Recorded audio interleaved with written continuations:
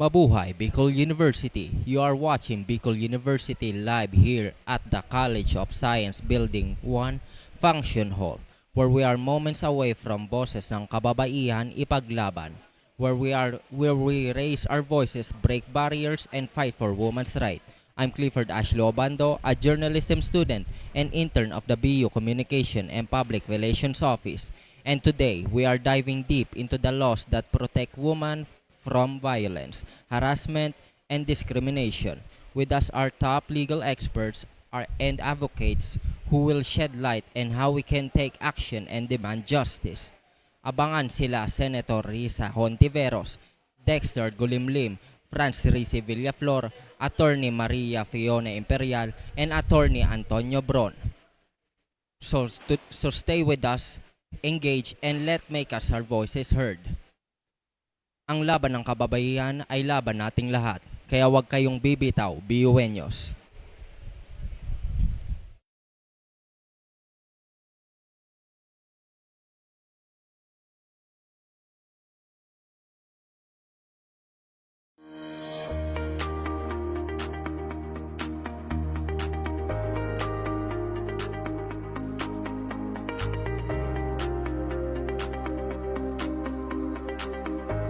Bicol University, or BU, the premier university in the Bicol region, Philippines, is a SUC Level 4 institution by Department of Budget and Management, or DBM standards, established on June 21, 1969, following the passage of Republic Act 5521. It has 17 colleges spread across its 7 campuses in the provinces of Albay and Sorsogon, with the College of Law and the College of Medicine as its latest addition.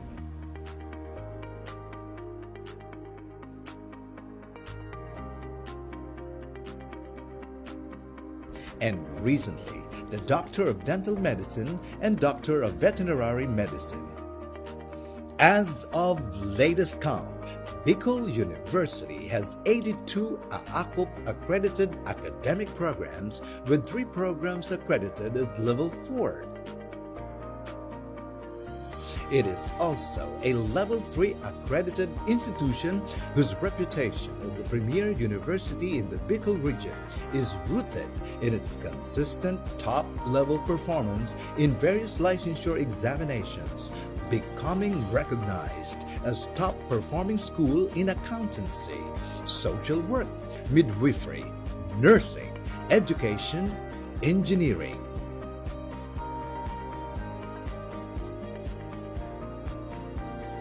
BU has been given its seal of excellence as CHED-recognized Center of Excellence in Teacher Education, Center of Development in Nursing Education, Center of Development in Fisheries Education, and Center for Higher Education Research.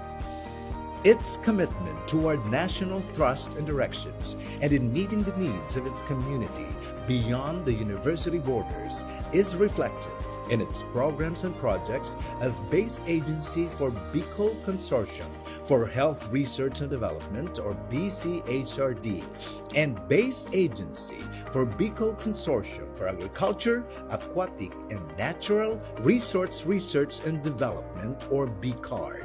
Over the years, it has earned its place as one of the 22 leading state universities in the Philippines. Bicol University has also been recently rated as 3-star institution by the Quacquarelli Simmons, or QS Intelligence Unit, the independent compiler of QS World University Rankings. Bicol University has expanded its linkages to Europe and Southeast Asian universities.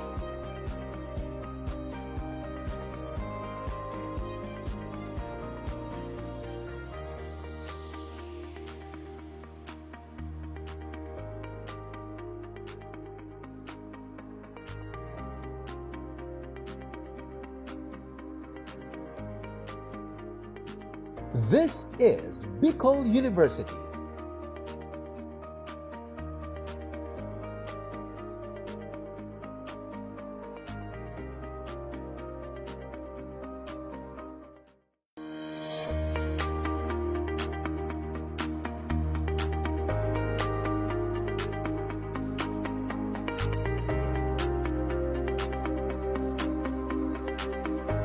Bicol University or BU, the premier university in the Bicol region, Philippines, is a SUC Level 4 institution by Department of Budget and Management or DBM standards, established on June 21, 1969 following the passage of Republic Act 5521.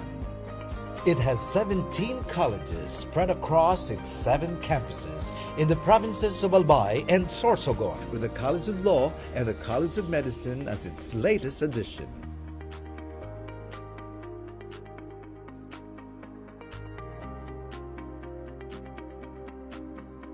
And recently, the Doctor of Dental Medicine and Doctor of Veterinary Medicine. As of latest count, Bicol University has 82 AACUP accredited academic programs, with 3 programs accredited at Level 4.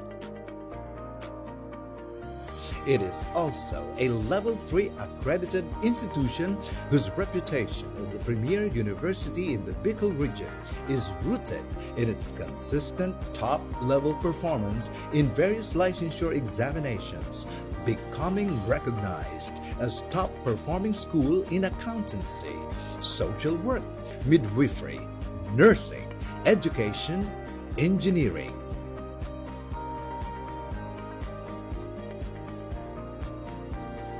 BU has been given its seal of excellence as CHED-recognized Center of Excellence in Teacher Education, Center of Development in Nursing Education, Center of Development in Fisheries Education, and Center for Higher Education Research. Its commitment toward national thrust and directions and in meeting the needs of its community beyond the university borders is reflected in its programs and projects as base agency for Bicol Consortium for Health Research and Development or BCHRD and base agency for Bicol Consortium for Agriculture, Aquatic and Natural Resource Research and Development or BCARD. Over the years, it has earned its place as one of the 22 leading state universities in the Philippines.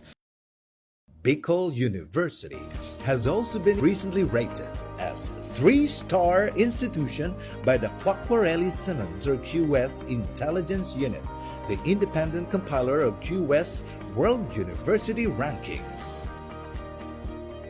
Bicol University has expanded its linkages to Europe and Southeast Asian universities.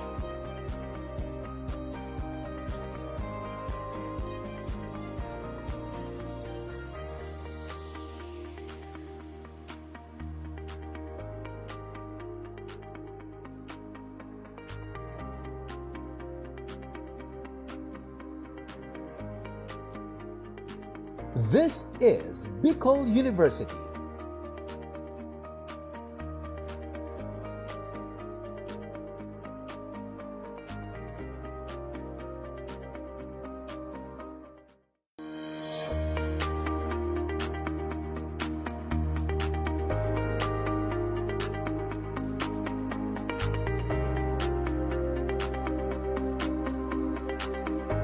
Bicol University or BU, the premier university in the Bicol region, Philippines, is a SUC Level 4 institution by Department of Budget and Management or DBM standards, established on June 21, 1969 following the passage of Republic Act 5521. It has 17 colleges spread across its 7 campuses in the provinces of Albay and Sorsogon, with the College of Law and the College of Medicine as its latest addition.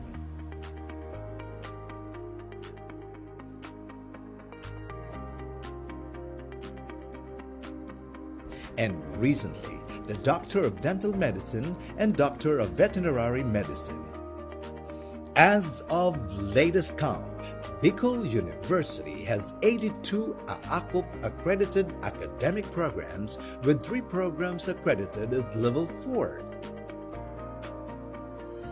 It is also a Level 3 accredited institution whose reputation as the premier university in the Bicol region is rooted in its consistent top-level performance in various licensure examinations, becoming recognized as top performing school in accountancy, social work, midwifery, nursing, education, engineering.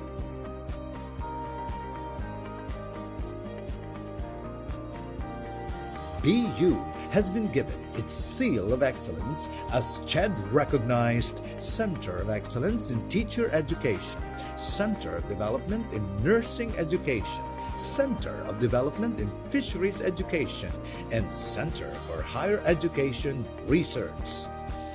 Its commitment toward national thrust and directions and in meeting the needs of its community beyond the university borders is reflected in its programs and projects as base agency for Bicol Consortium for Health Research and Development, or BCHRD, and base agency for Bicol Consortium for Agriculture, Aquatic, and Natural Resource Research and Development, or BCARD. Over the years, it has earned its place as one of the 22 leading state universities in the Philippines. Bicol University has also been recently rated as 3-star institution by the Quacquarelli-Symonds or QS Intelligence Unit, the independent compiler of QS World University Rankings. Bicol University has expanded its linkages to Europe and Southeast Asian universities.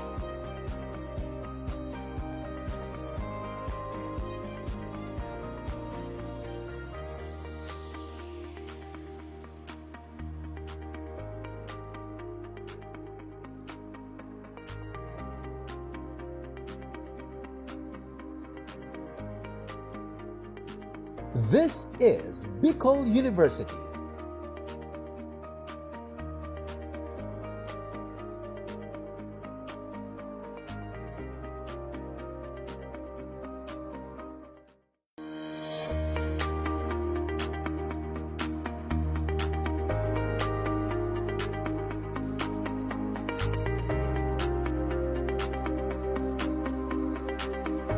Bicol University, or BU, the premier university in the Bicol region, Philippines, is a SUC Level 4 institution by Department of Budget and Management, or DBM standards, established on June 21, 1969, following the passage of Republic Act 5521.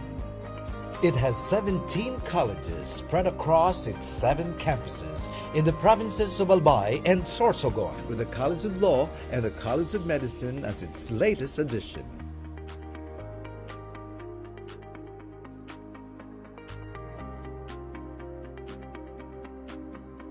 And recently, the Doctor of Dental Medicine and Doctor of Veterinary Medicine.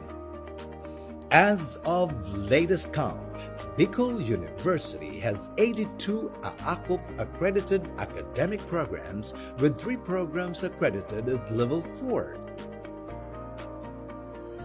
It is also a Level 3 accredited institution whose reputation as the premier university in the Bicol region is rooted in its consistent top-level performance in various licensure examinations, becoming recognized as top-performing school in accountancy, social work, midwifery, nursing, education, engineering.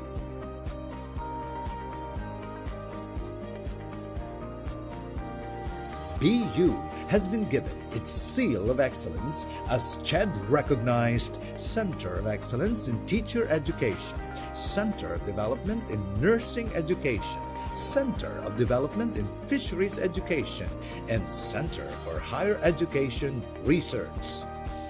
Its commitment toward national thrust and directions and in meeting the needs of its community beyond the university borders is reflected in its programs and projects as base agency for Bicol Consortium for Health Research and Development, or BCHRD, and base agency for Bicol Consortium for Agriculture, Aquatic, and Natural Resource Research and Development, or BCARD. Over the years, it has earned its place as one of the 22 leading state universities in the Philippines. Bicol University has also been recently rated as a 3-star institution by the Quacquarelli Simmons or QS Intelligence Unit, the independent compiler of QS World University Rankings. Bicol University has expanded its linkages to Europe and Southeast Asian universities.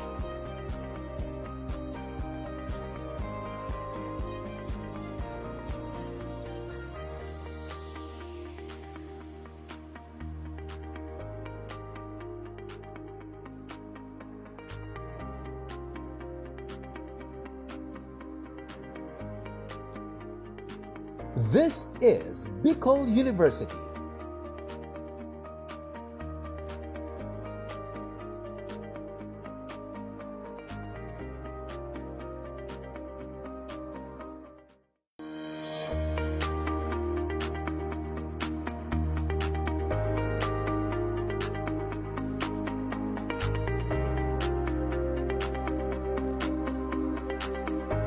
Bicol University or BU, the premier university in the Bicol region, Philippines, is a SUC Level 4 institution by Department of Budget and Management or DBM standards, established on June 21, 1969 following the passage of Republic Act 5521. It has 17 colleges spread across its 7 campuses in the provinces of Albay and Sorsogon, with the College of Law and the College of Medicine as its latest addition.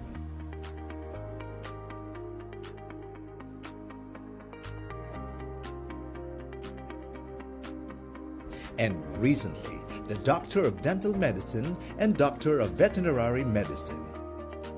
As of latest count, Bicol University has 82 AACUP accredited academic programs, with 3 programs accredited at Level 4. It is also a Level 3 accredited institution whose reputation as the premier university in the Bicol region is rooted in its consistent top-level performance in various licensure examinations, becoming recognized as top-performing school in accountancy, social work, midwifery, nursing, education, engineering.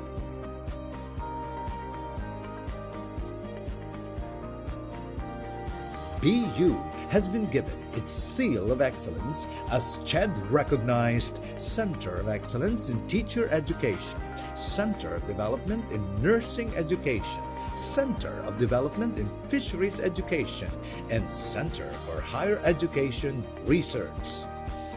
Its commitment toward national thrust and directions and in meeting the needs of its community beyond the university borders is reflected in its programs and projects as base agency for Bicol Consortium for Health Research and Development or BCHRD and base agency for Bicol Consortium for Agriculture, Aquatic and Natural Resource Research and Development or BCARD.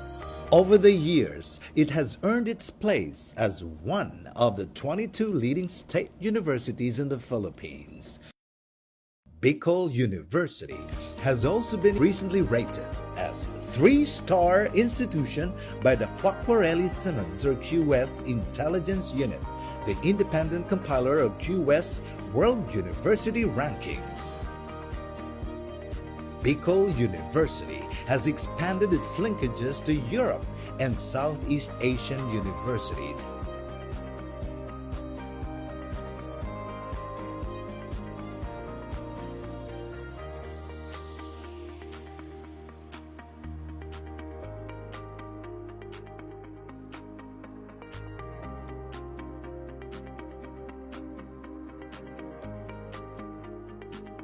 This is Bicol University.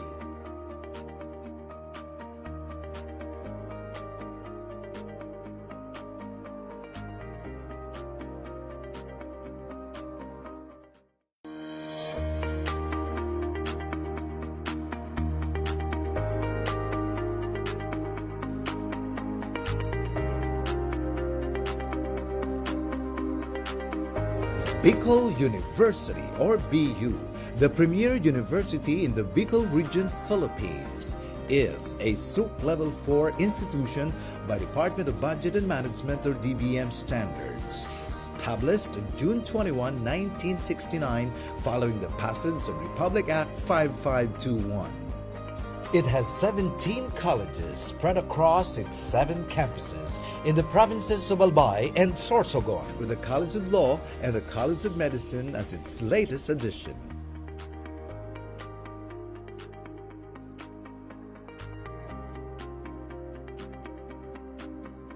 And recently, the Doctor of Dental Medicine and Doctor of Veterinary Medicine. As of latest count, Bicol University has 82 AACUP accredited academic programs, with 3 programs accredited at Level 4. It is also a Level 3 accredited institution whose reputation as the premier university in the Bicol region is rooted in its consistent top-level performance in various licensure examinations, becoming recognized as top-performing school in accountancy, social work, midwifery, nursing, education, engineering.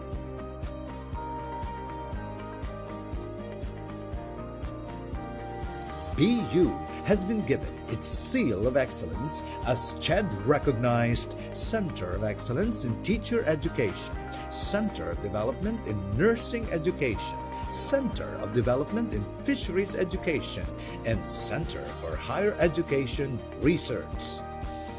Its commitment toward national thrust and directions and in meeting the needs of its community beyond the university borders is reflected in its programs and projects as base agency for Bicol Consortium for Health Research and Development or BCHRD and base agency for Bicol Consortium for Agriculture, Aquatic and Natural Resource Research and Development or BCARD.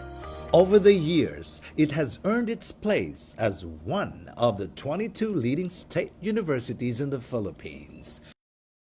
Bicol University has also been recently rated as a 3-star institution by the Quacquarelli Simmons or QS Intelligence Unit, the independent compiler of QS World University Rankings.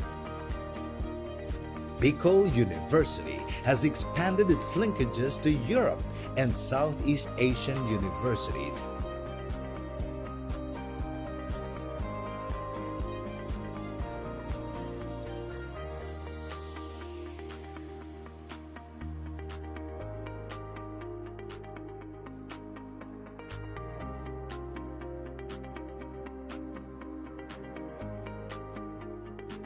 This is Bicol University.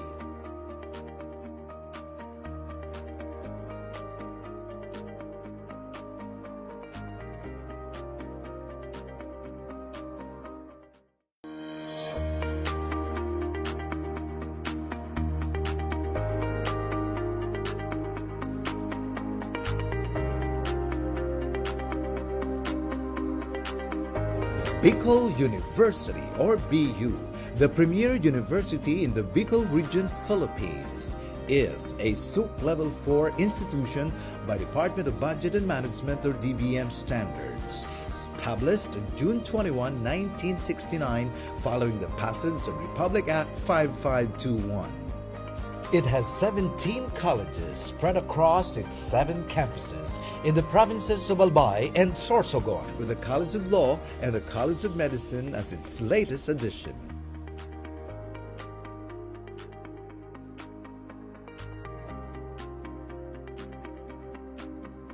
And recently, the Doctor of Dental Medicine and Doctor of Veterinary Medicine. As of latest count, Bicol University has 82 AACUP accredited academic programs, with 3 programs accredited at Level 4.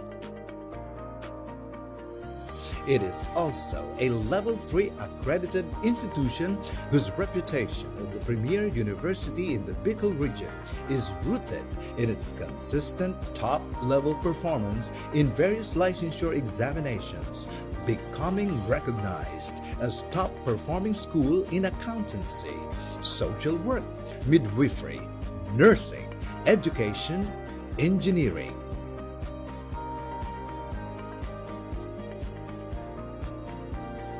BU has been given its seal of excellence as CHED recognized Center of Excellence in Teacher Education, Center of Development in Nursing Education, Center of Development in Fisheries Education, and Center for Higher Education Research. Its commitment toward national thrust and directions and in meeting the needs of its community beyond the university borders is reflected in its programs and projects as base agency for Bicol Consortium for Health Research and Development, or BCHRD, and base agency for Bicol Consortium for Agriculture, Aquatic, and Natural Resource Research and Development, or BCARD.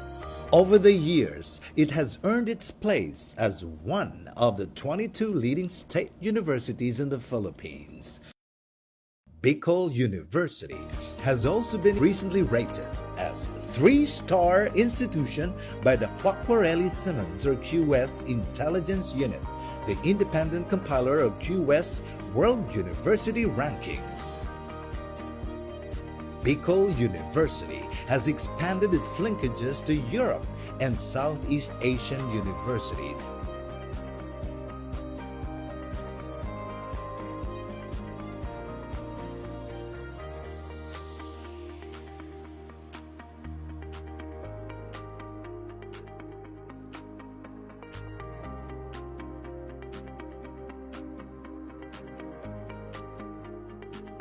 This is Bicol University.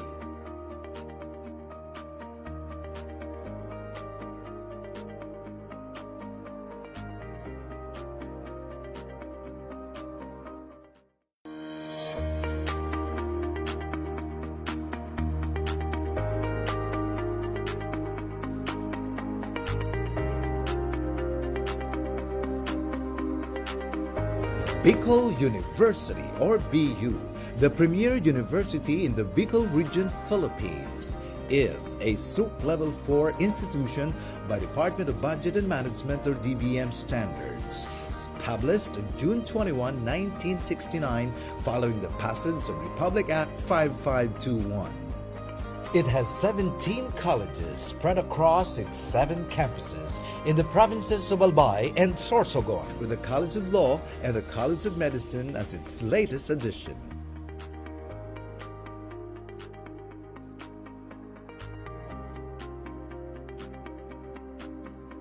And recently, the Doctor of Dental Medicine and Doctor of Veterinary Medicine. As of latest count, Bicol University has 82 AACUP accredited academic programs, with 3 programs accredited at Level 4. It is also a Level 3 accredited institution whose reputation as the premier university in the Bicol region is rooted in its consistent top-level performance in various licensure examinations, becoming recognized as top-performing school in accountancy, social work, midwifery, nursing, education, engineering.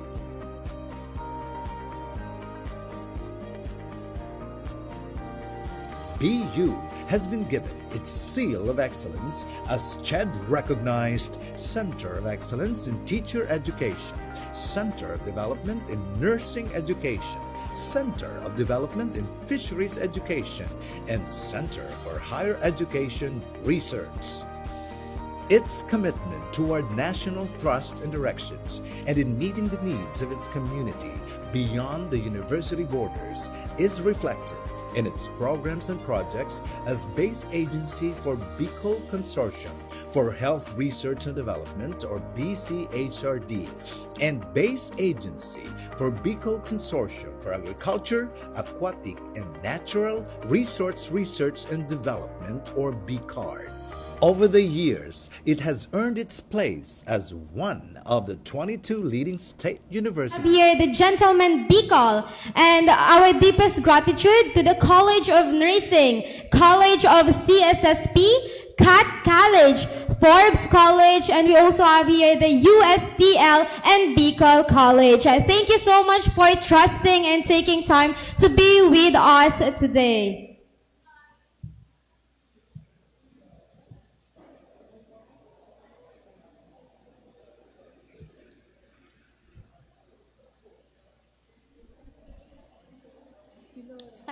Of VAUSI challenge us to look beyond the surface. It calls us to examine the laws that protect, the gap that persists, and the societal structures that enable violence. More importantly, it urges us to use our voices to demand justice, fairness, and lasting change.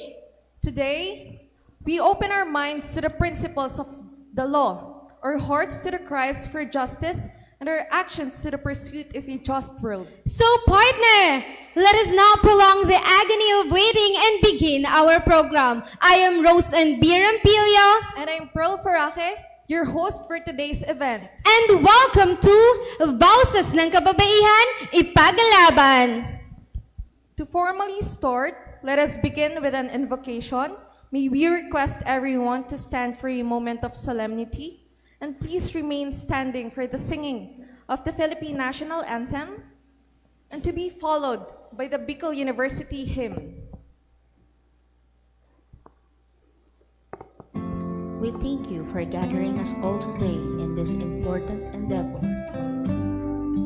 We ask that you bestow your guidance and blessing upon each attendee. May we honor one another by keeping an open mind. May we voice our truth and listen with an open heart. Bless everyone present today, that each may be able to share his or her contributions and gifts. Grant good health and safety to loved ones left outside this room, and bestow peace and goodwill to all of us. We ask for your wisdom and grace to use our talents for the betterment of others. May the various activities related to this day be a success through your intervention.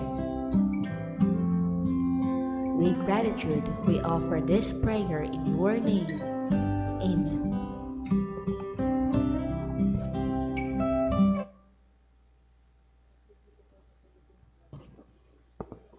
Lipat na sa tamang templang.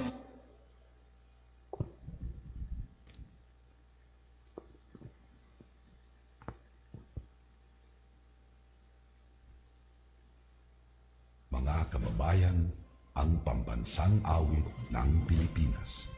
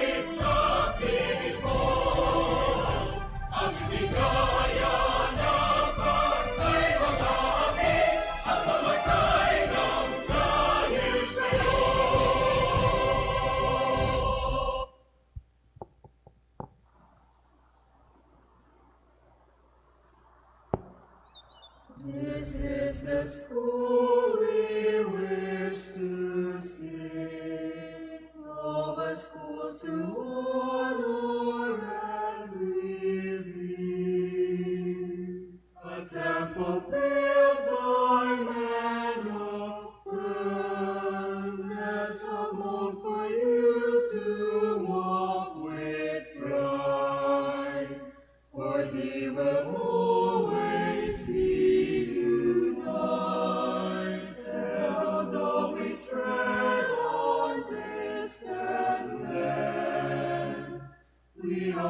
cherish what you've taught us, that you wholeheartedly gave forth. Bicol University, learning source of wisdom, fount of courage, hope, and love, seed of truth and light. Bicol University, learning torch of wisdom, fount of courage, hope, and love, seed of truth and light. You may now be seated. Now, we're really excited to introduce the mind behind this event, someone who's been a huge advocate for justice and change. Please give a warm welcome to Mr. Pierre Anthony Anfalne to give us his welcome remarks. Let's give him a big round of applause.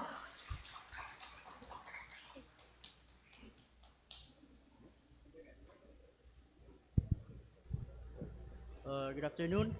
I would like first to express my gratitude in making this forum happen to the Dean of the Bicol University College of Law, Attorney Joseph Bartolata, Attorney Antonio Bron, the supervising lawyer of the Bicol University College of Law, CLEP, to the Bicol College of Law, to the BUCL Gender and Development Office, to the BUCL Bar Operations Commission, to the BU Pre-Law Society, the BUCL College Student Council, the Gentlemen Bicol for SRHR, and the Team Alba Youth Organizations. So, a pleasant afternoon to each and every one of you here today, and an empowering Women's Month to the women in attendance in today's forum.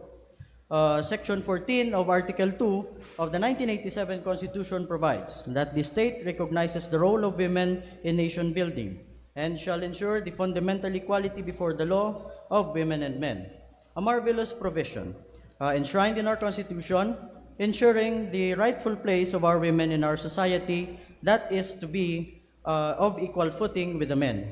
Indeed, Filipino women had been integral to the state of our nation today, some of which are Gabriela Silang, the revolutionary leader who led a revolt against colonial Spain, Josefa Alianes Escoda, a prominent suffragist who advocated for women's rights and education, Melchor Aquino, the mother of the Philippine Revolution, whose bravery and dedication became a symbol of courage and resilience, and Corazon Aquino, who became the first female president of the Republic of the Philippines that ended the Marcos dictatorship.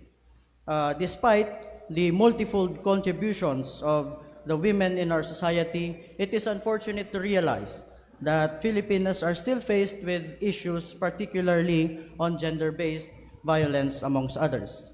Now, to execute the aforementioned provision of the Constitution recognizing the role of women in nation building, landmark legislations were enacted and passed, ensuring the safety of our women and promoting women empowerment. The Supreme Court, in the case of the Garcia versus Durlon, through the ponencia of Justice Perlas Bernabe, elucidated that preventing violence against women and children through their availment of special legal remedies serves as the governmental objectives of protecting the dignity and human rights of every person, preserving the sanctity of every person, of family life, and promoting gender equality and empowering women. That being said, it is an honor for me to welcome each and every one of you to the first BUCL Supplemental Legal Education Seminar. In celebration, of course, of the Women's Month, our forum today aims to provide an in-depth information, to provide awareness on the issues surrounding violence against women and children, given that we are now in a progressive society with laws for the promotion of women empowerment. A deeper explanation is offered by the BU College of Law to deliver the interpretation of the laws to our fellow citizens so that in return, you can likewise become agents of change that shall pass on the knowledge that you acquire here today for the furtherance of our advocacy for women empowerment. As part of the clinical legal education program of the BUCL, our distinguished speakers to discuss our pertinent laws on women protection hails from the Bicol University College of Law as law student practitioners under the supervision of Attorney Antonio C. Bron. And likewise, the discussion on the use of gender-fair language in government offices and the academe shall be discussed by Attorney Fiona Imperial, who is currently a lecturer of the subject of gender sensitivity laws in the Bicol University College of Law. Furthermore, this inaugural supplemental legal education seminar aims to highlight and inform you of the Legal Aid Clinic of the Bicol University College of Law. The Legal Aid Clinic provides free legal assistance through legal consultation and advice and drafting of affidavits and legal documents to the students of the Bicol University and indigent litigants to be handled by our law student practitioners, again under the supervision of our Attorney Bron, pursuant to the student practice rule. The Legal Aid Clinic is likewise the vehicle of the BUCL to carry on its advocacies in the promotion of justice under the rule of law. So without further ado, I shall end my remarks with a quote cited from our literature, which provides that women are not fragile flowers, but powerful forces that change the world. So thank you, everyone, and mabuhay ang kababaihan.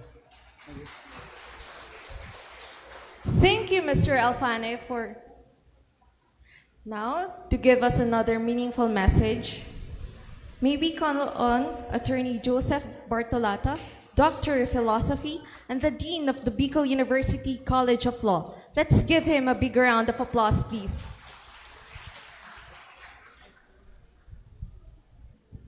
Thank you. Thank you very much, ladies.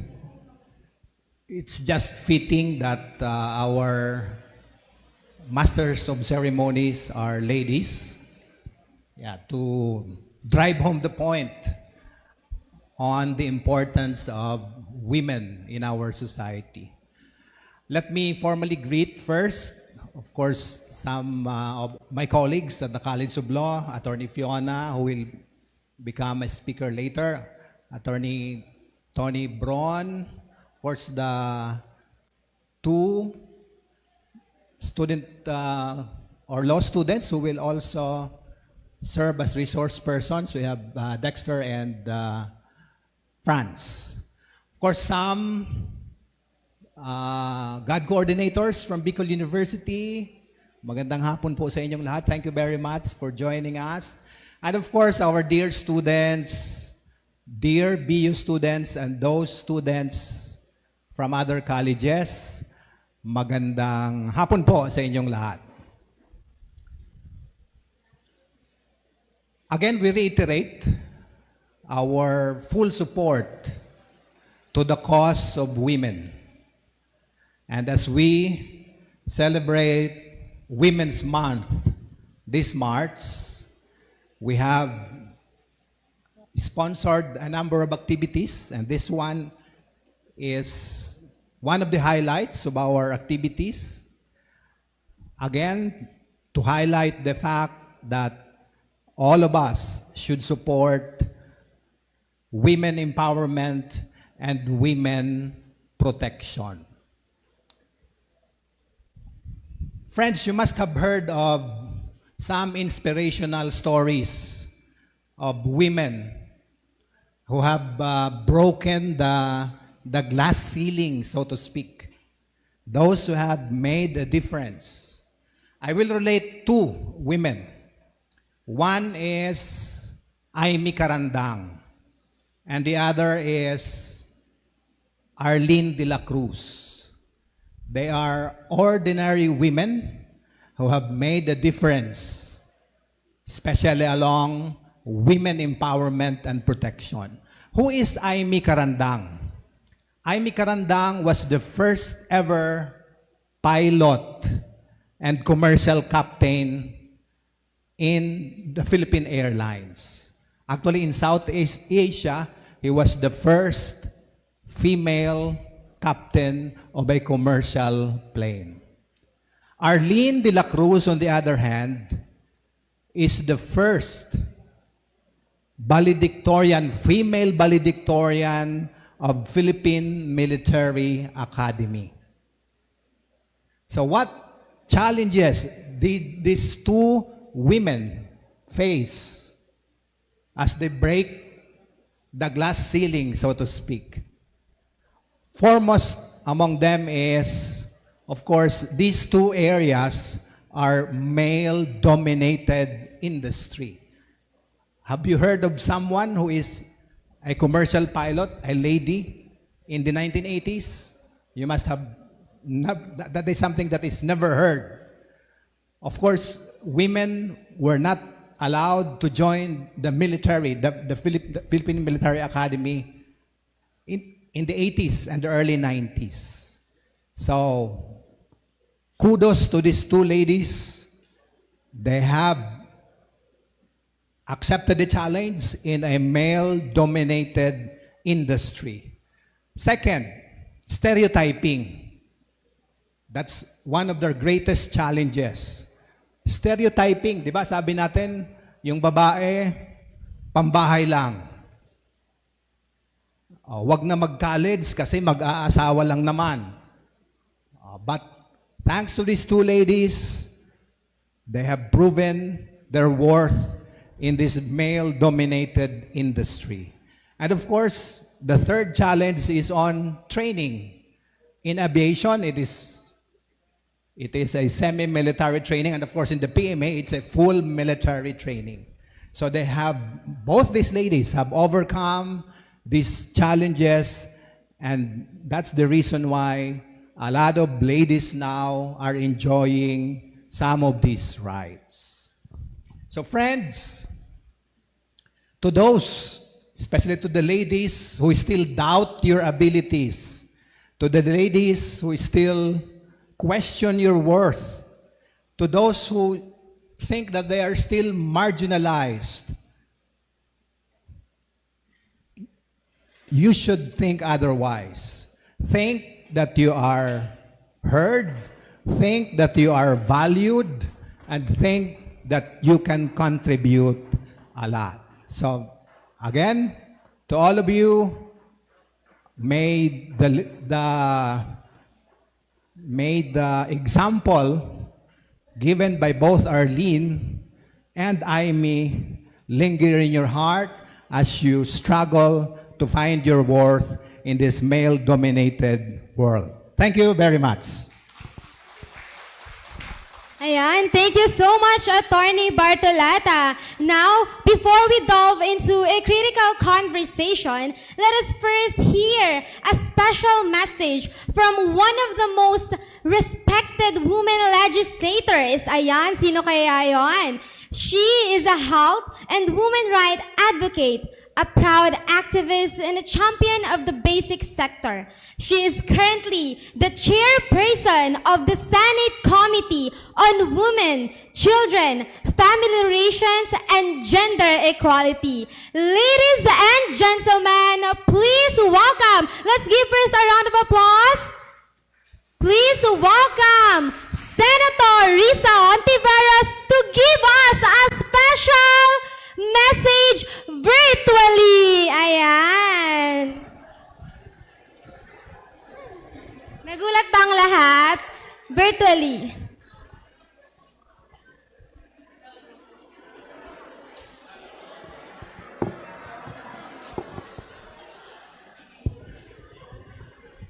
Akala nyo nandoon na, di ba? Akala nyo papasok na doon? Okay, so nagpadala lang po si Senator ng video-recorded message. Ayan. Panoorin na lang natin. Hindi pa daw kaya ng budget. Masyado daw busy ang ating senadora. Diba? Okay, so, by the way, I would like to remind everyone to please register at the registration table po located near the entrance as registration is needed for your certification po.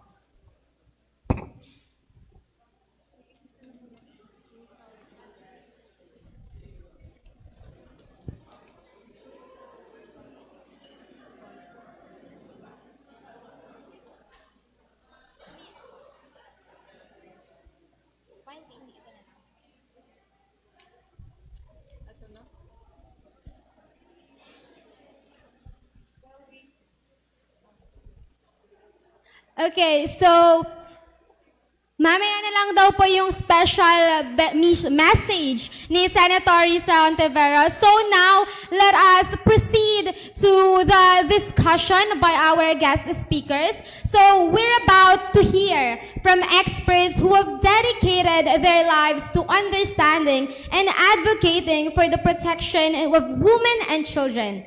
These aren't just legal scholars we're hearing from today. They are advocates, change makers, and leaders in their fields. Our first discussion will focus on existing laws and jurisprudence on women's rights. We will be looking at laws that are designed to protect the most vulnerable among us. Laws like the VAUSI Act, the Anti-Sexual Harassment Act, and the Safe Spaces Act. These aren't just pieces of the legislation, they are lifelines for those who need them most. Okay, I am honored to introduce our first speaker, Mix Franz Rigi Villaflor, and they graduated with a Bachelor of Arts in Political Science, earning the distinction of cum laude. They were also honored with Jerry Rojas Leadership Award for their commendable leadership and service. Their professional experience includes working with various non-governmental organizations, focusing primarily on community studies and cultural exchange programs. So please welcome, let's give a big round of applause to Mix Franz Rigi Villaflor.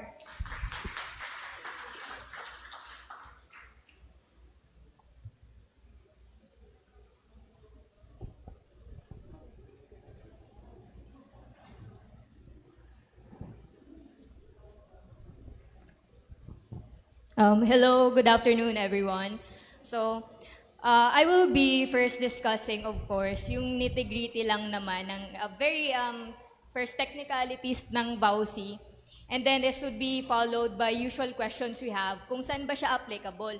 And yung mga applicability na to is already ruled on by the Supreme Court. So, syempre, for the first part, since technical siya, medyo kapit lang tayo sa, sa technicalities. But we will, of course, cruise through that.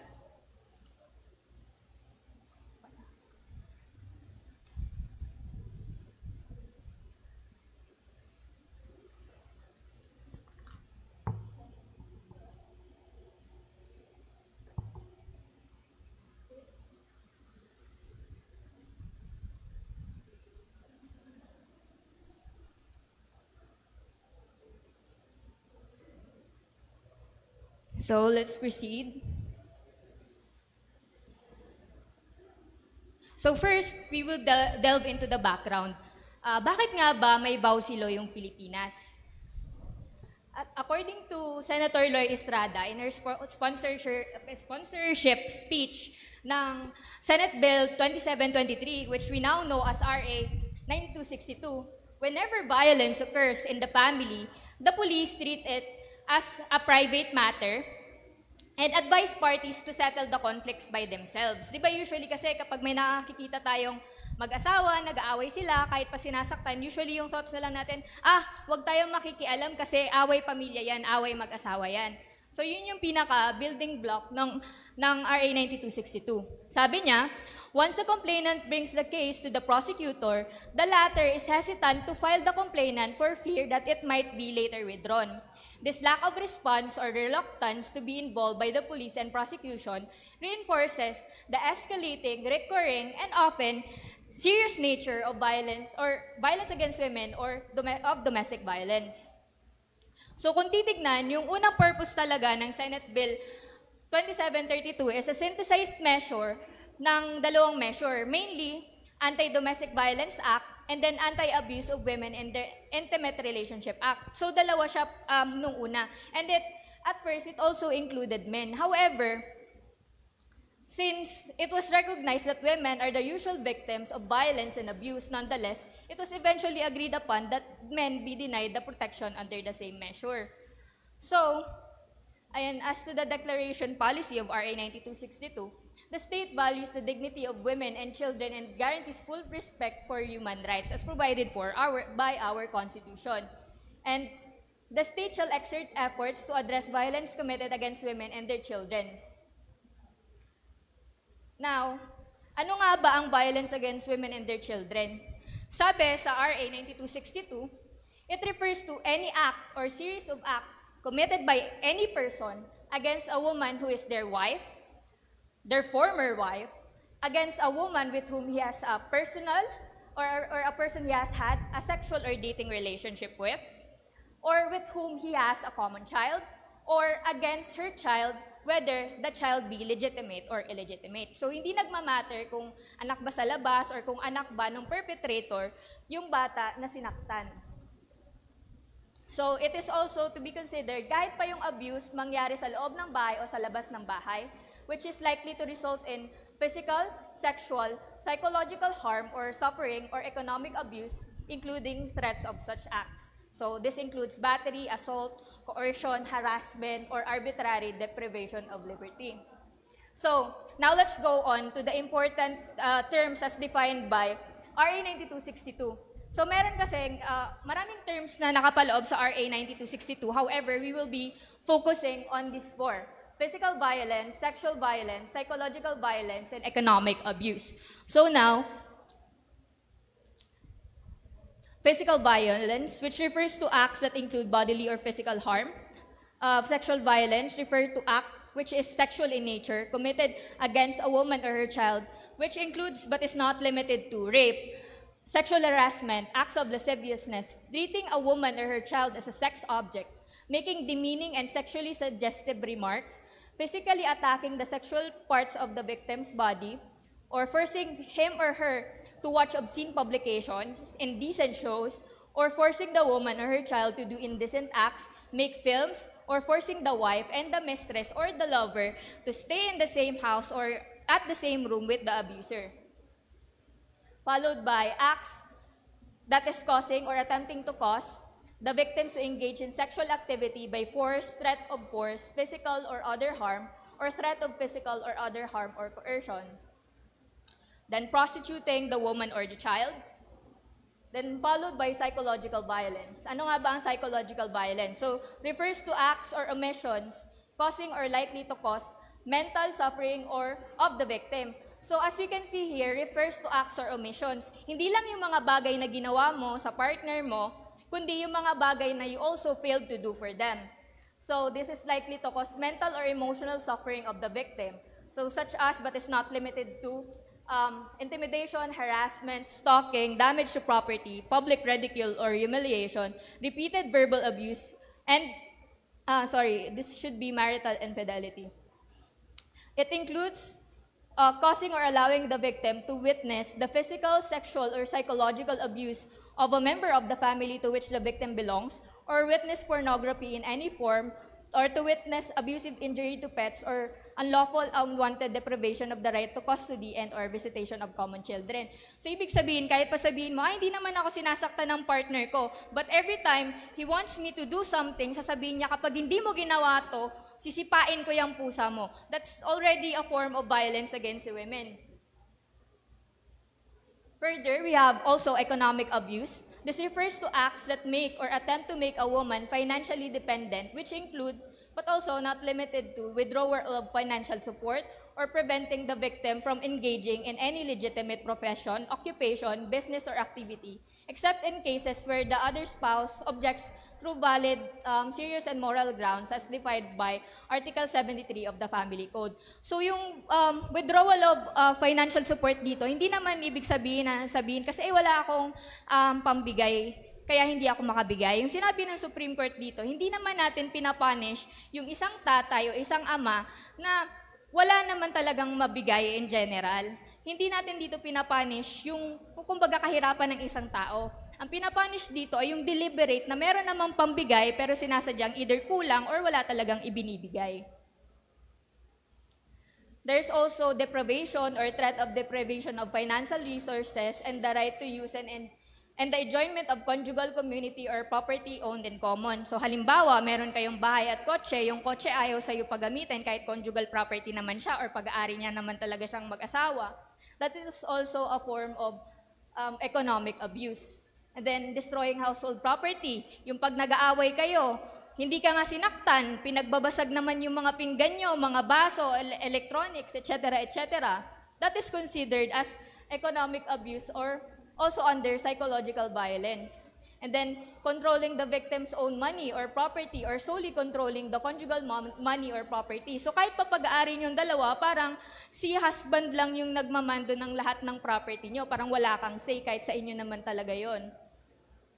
And then, of course, we go on to the penalized act. So ano nga ba yung mga ipinagbabawal under or pinaparusahan under Section 5 of RA 9262. We now focus on physical violence and psychological violence. So causing physical harm to the woman or her child, threatening to cause the woman or her child physical harm, attempting to cause the woman or her child physical harm, placing the woman or her child in fear of imminent physical harm, and then economic abuse, attempting to compel or compelling the woman or her child to engage in conduct which the woman or the child has the right to desist from, and then, or attempting to restrict or restricting the woman or her child's freedom of movement or conduct by force or threat of force, physical and other harm, or threat of physical and other harm or intimidation directed against the woman or her child. Of course, these shall include the following, but of course not limited to: threatening to deprive or depriving the woman or her child custody of his or her family. Halimbawa, hiwalay na, like court declared na paghiwalay. And then, meron ka naman talagang right to have a visitation or actual custody of the child, halimbawa, over the weekend or during weekdays, pero pinipigilan ng partner or ng ex-partner. And then, depriving or threatening to deprive the woman or her children financial support legally due to her or her family. As I discussed kanina, hindi naman dahil, yun nga, wala kang mabigay. Unang-una, uulitin natin, hindi natin dito pinapunish yung kahirapan. Ang pinapunish natin dito ay yung delivery talaga na hindi pagbigay. So no, depriving or threatening to deprive the woman or her child of a legal right, and then preventing a woman to engage in any legitimate profession or occupation, business, or activity, or controlling the victim's money or properties, or solely controlling the conjugal or common money or properties. As to psychological violence under Section 5F, inflicting or threatening to inflict physical harm on oneself for purpose of controlling her actions or decisions. Halimbawa, gusto mo na makipag-break, sabi ng jowa mo, magpapakamatay ako kapag brinaykan mo ako. So that is a form of psychological violence by controlling the woman's decision ng kung pag-alis or kahit anong gusto niyang gawin talaga. And then economic abuse. And then, of course, again, psychological violence, causing mental or emotional anguish, public ridicule or humiliation to the woman or her child, including but not limited to repeated verbal and emotional abuse, denial of financial support, custody of minor children, or access to the woman's child or children. And then, sexual violence. These are under Section 5G, causing or attempting to cause the woman or her child to engage in sexual activity which does not constitute rape by force or threat of force, physical harm, or through intimidation directed against the woman or her child or his or her immediate family. Ngayon, dito na tayo. Sino nga ba yung liable under VAUSI or IA 9262? Number 1, husbands or ex-husbands. Girlfriend, partner, ex-girlfriend, ex-partner, persons in collusion or in conspiracy with the partner or ex-partner, boyfriend, ex-boyfriend, a mother to her child in some cases, and in specific situation, an alien spouse, ibig sabihin, foreigner na spouse to ex-partners, pero specific situations lang to, which we'll delve in later on. O, kung naisip nyo, kung may mga kakilala kayong na merong asawang foreigner, paano nga ba makakapag-file yung babae kung iba naman yung nationality niya, di ba? We will delve into that later. So, of course, in general, it's any person whom the woman had a sexual or dating relationship with. Ano nga ba yung sexual and dating relationship?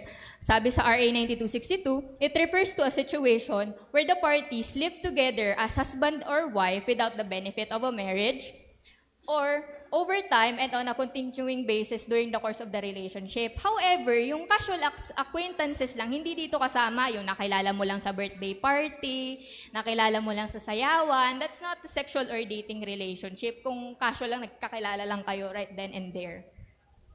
So, let's now proceed to the relevant cases under BAUC. So, may isang jurisprudence, sabi niya, yung BAUC daw, anti-male, husband bashing, tas man-hating law. Totoo kaya to? Talaga nga bang yung BAUC, anti-man siya? Talagang, okay, puro sa kababaihan lang tayo, etc., etc. Sinagot ito ng case ni Garcia versus Drilon noong 2013. So, itong case kasi na ito, basically, what we will be talking about here, there's physical abuse in the relationship, psychological abuse, economic abuse. However, we will be focusing on gender-based discrimination. Kasi, yun yung claim ni Jesus Garcia, the husband in this case. So, ang nangyari kasi dito, it was basically physically abusing his wife and their children, economic abuse, wini-withhold niya yung perang kinikita nila sa kanilang 3 companies only to himself. Ang binibigay niya lang sa asawa niya is around 20,000 pesos that all goes to the expenses of their house. So ano na ngayon yung pera ni wife? Eh yung companies nila actually belong to the both of them. So how is that fair? Other than that, he was also having blatant affairs in front of the wife and the kids. So ngayon, claim niya, sabi niya, yung BAUC na yan, labag yan sa Constitution kasi meron tayong Equal Protection Clause. Ibig sabihin ng Equal Protection Clause, lahat ng tao sa na pantay-pantay na estado sa buhay ay ititarato ng batas na pare-parehas. However, sabi dito ng Supreme Court, hindi man-hating or lumalabag sa Constitution ang RA 9262. Kasi sabi ng Supreme Court, the guarantee of equal protection of laws is not a guarantee of equality in the application of laws upon all citizens of the state. It is not, therefore, a requirement in order to avoid the constitutional prohibitions against inequality that every man, woman, and child should be affected alike by the statute. Further, equality operation of statute does not mean indiscriminate operation on persons merely as such, but on persons according to the circumstances surrounding them. Let's remember, circumstances surrounding the persons.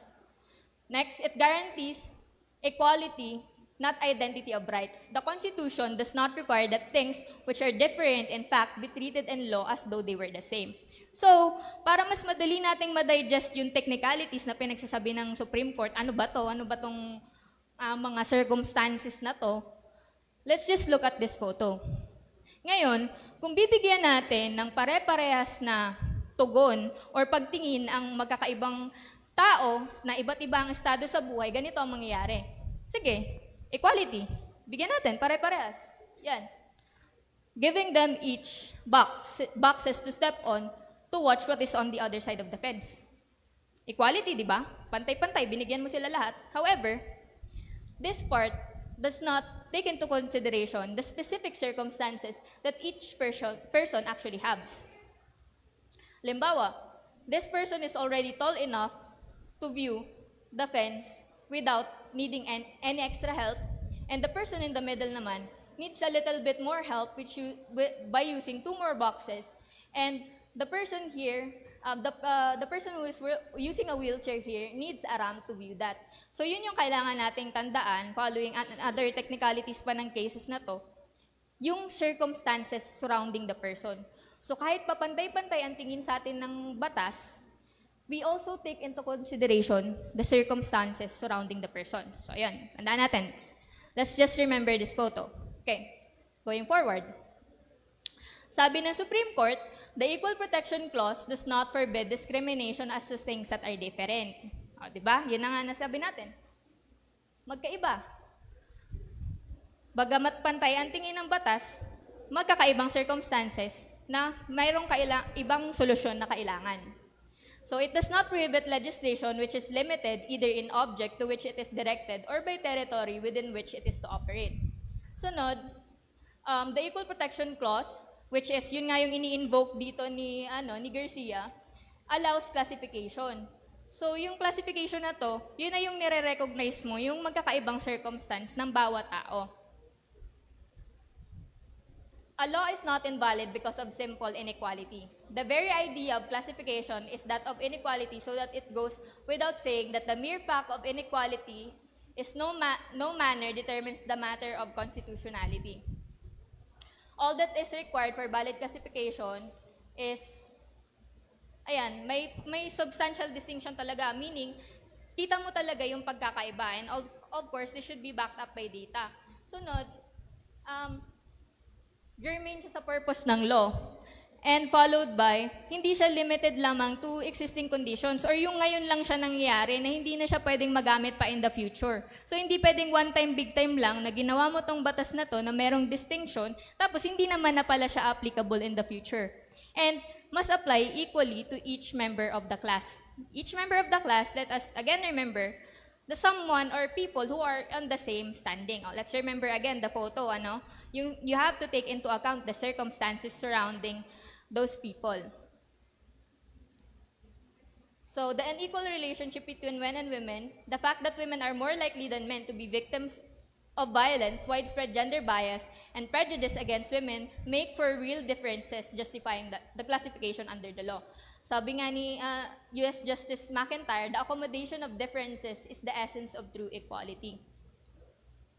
Of course, eto nga, nakakalungkot, this case was in 2013 and still questioning kung ano nga ba yung validity or constitutionality ng RA 9262, wherein in fact, member party na tayo or officially in-apply na ng Philippines ang Committee on Elimination and Discrimination Against Women noong September 5th, 1981 pa. Can you imagine? 1981. And then someone is questioning the validity of BAUSI in 2013. Again, as women are the usual and most likely victims of violence. So, nung speech ni then Senator Loy Estrada, pinakita niya that female violence comprised more than 90% of all forms of abuse and violence, and more than 90% of these reported cases were committed by women's intimate partners such as their husbands and live-in partners. So ito yung current data. As we can see, although marami ng pagbabago or modernized na ang mundo natin, there's still a lot of violence against women. And we have to note, these are reported cases. Hindi pa dito kasali yung napaatras na lang o hindi na lang nakapagsalita ng abuse na dinadanas nila. Sabi naman dito, kasi syempre, we also take into consideration, paano naman yung mga lalaki na nakaka-experience din naman ng domestic violence from their partner? Sabi ng Supreme Court, on the other hand, there is no reliable estimates to obtain domestic abuse and violence against men in the Philippines. Kasi yung mga incident nila is either relatively low or perhaps men will not even attempt to report the situation. This is compared to United Kingdom, wherein 32% of women report the violence, and then compared to 11% lang ng mga kalalakihan. And then even in Canada, however, it shows that spousal violence by a woman against a man is likely to cause injury than the other way around. So violence of women against men, 18% versus men against women, which is 44%. Ngayon, in fact, many cases of physical violence by a woman against a spouse are in self-defense or a result of many years of physical or emotional abuse. While there are indeed relatively few cases of violence and abuse perpetuated against men in the Philippines, the same cannot render 9262 as invalid. Ngayon, let's focus on this, yung provision na sinabi ng Supreme Court.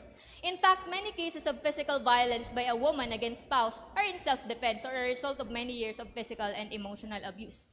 Ngayon, the question is there an example of the self-defense mentioned in the case of Garcia versus Dralon? Actually, there's one. People versus Senosa. This is a parricide case. So what we have to note about this case is it tackles physical abuse, psychological abuse, but we would delve into battered woman syndrome, which is also under RA 9262. But you should remember, this was in January 2004. This was a few months before the passing of RA 9262.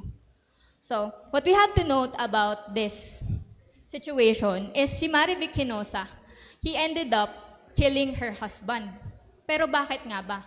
At that time, she was 8 months pregnant. Umuwi yung asawa niya lasing, and then nag-away sila. But if we carefully look into the facts of the case, yun pala, sa katagal-tagalan nilang kinasal, lagi pala siyang binubugbog at kung ano-anong pinagsasabi sa kanya ng asawa niya. Tiniis niya yun for the longest time para sa mga anak niya. So, ang naging defense niya dito, novel theory of battered woman syndrome. Noong time na to, first ever in People vs. Hinosa, na-introduce ang battered women syndrome. Sabi sa foreign jurisdictions, it is a form of self-defense or at least incomplete self-defense by appreciating evidence that the victim or defendant is afflicted with the syndrome. Understanding of the justifiably fearful state of mind of a person who has been cyclically abused and controlled over a period of time. A battered woman is defined as someone who is repeatedly subjected to any forceful physical or psychological behavior by a man in order to coerce her to something he wants her to do without the concern for her rights. Further, in order to be classified as a battered woman syndrome, yung cycle, kailangan mangyari siya at least twice. So, hindi mo siya mako-considered na battered woman syndrome if only happen pa lang isang beses. So, you have to remember at least twice. So, if it occurs a second time, then she remains in the situation, she is defined as a battered woman. Sabi dito, yung battered woman, meron silang certain personality traits such as low self-esteem, traditional beliefs about the home, the family, the female sex role, emotional dependence on the dominant male, and then the tendency to accept responsibility for the batterer's action.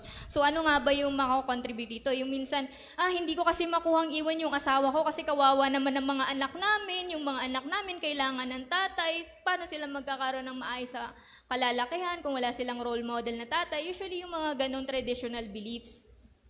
Tapos, syempre, false hope na yung relationship mag-i-improve. Iniisip nila, nangyari lang kasi lasing siya. Kapag hindi na siya uminom, hindi na siya magiging ganon. So, yan yung mga usually ini-exhibit na personality traits ng isang battered woman. Ngayon, sino ang familiar dito sa nag-viral na sinabi na to ni Robin Padilla? Na yung dati po, sinasabi na obligasyon ng asawa na babae o lalaki, kapag gumiling yung asawa na lalaki o babae, dapat pagbibigyan. Ano nga ba yung nire-refer dito? Ang nire-refer dito ni Senator Robin is, of course, sexual intercourse. Noon kasi, ang paniniwala is, kapag kasal ka na, it is your duty to have sexual relations with your spouse.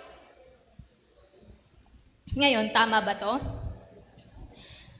Importanteng na-bring up yung mga ganitong katanungan. Kasi kahit pa 2025 na, there's still some people holding on to very traditional beliefs. Ang belief na to ay tinatawag na feudal belief system. So sa feudal belief system, it is the belief that women or girls are the property of their father until ikasal sila and then they will be the property of their husband. They are considered chattel. Ano ba yung chattel? Ibig sabihin ng chattel, movable property. Para ka lang kotse, bike. So yun yung turing sa'yo. You're just an object na will be later on be owned by a husband or currently by your father. Sabi dito ni Attorney Lorna Kapunan, hindi po. Pag sinabing no, it means no. It applies to both genders. Hindi siya pwedeng i-force ng asawa.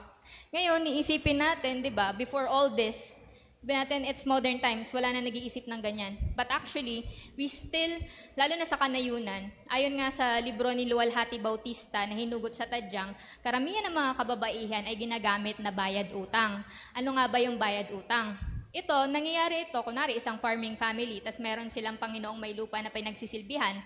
Pag may utang sila, hindi sila makabayad, ang gagamitin nilang pambayad ay yung anak nilang babae. Ano yung magiging purpose ng anak na babae? Magiging katulong, tagabantay ng tindahan, etc. etc. Bakit anak na babae? May reason ba? Actually, wala. Dahil babae lang sila. Kahit pa sabihin natin na, si ate, mas matalino siya, 90 yung grades niya sa school. Si kuya naman, wala. Halos hindi nga pumapasok, 70 lang, hindi nag-aaral, hindi nakikinig. Pero mas binibigyan pa rin importansya nung family yung anak na lalaki kaysa sa anak na babae. So yun, hanggang ngayon, nakakalungkot mang isipin, nangyayari pa rin yung bayad utang. Ngayon, is being married a consent to sexual intercourse? O, kasal ka ba? Pwede na ba yun? Kahit kailan? Anytime? Anywhere? All the time? Pwede ba yun?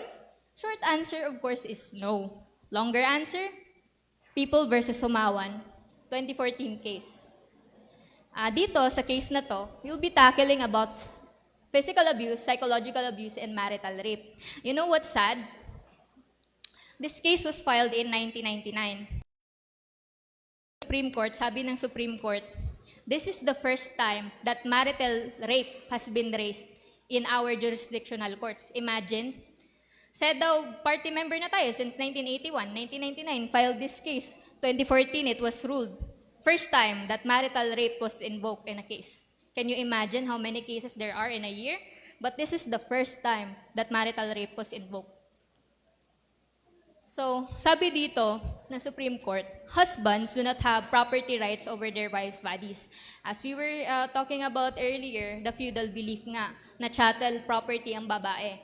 So, sexual intercourse, albeit within the realm of marriage, is, if not consensual, is rape. This is clear in the state policy as expressed by Section 266A of the RPC and then amended anti-rape law of RA 8353. However, nagkaroon pa dito ng iba ring pananaw yung Supreme Court kasi by the time na ongoing yung case, naipasa yung BAUSI. So, nagkaroon sila ng panibagong view sa marital rape. Sabi dito ng Supreme Court, the paradigm shift of marital rape in the Philippines jurisdiction, which regards rape within marriage as a form of sexual violence that may be committed by a man against his wife within or outside the family abode. Followed by, a marriage license should not be viewed as a license for a husband to forcibly rape his wife with impunity. A married woman has the same right to control her own body as does an unmarried woman. She can give or withhold her consent to sexual intercourse with her husband, and he cannot unlawfully wrestle such consent from her case, in her case if she refuses. Lastly, women do not divest themselves of such right by contracting marriage for the simple reason that human rights are inalienable.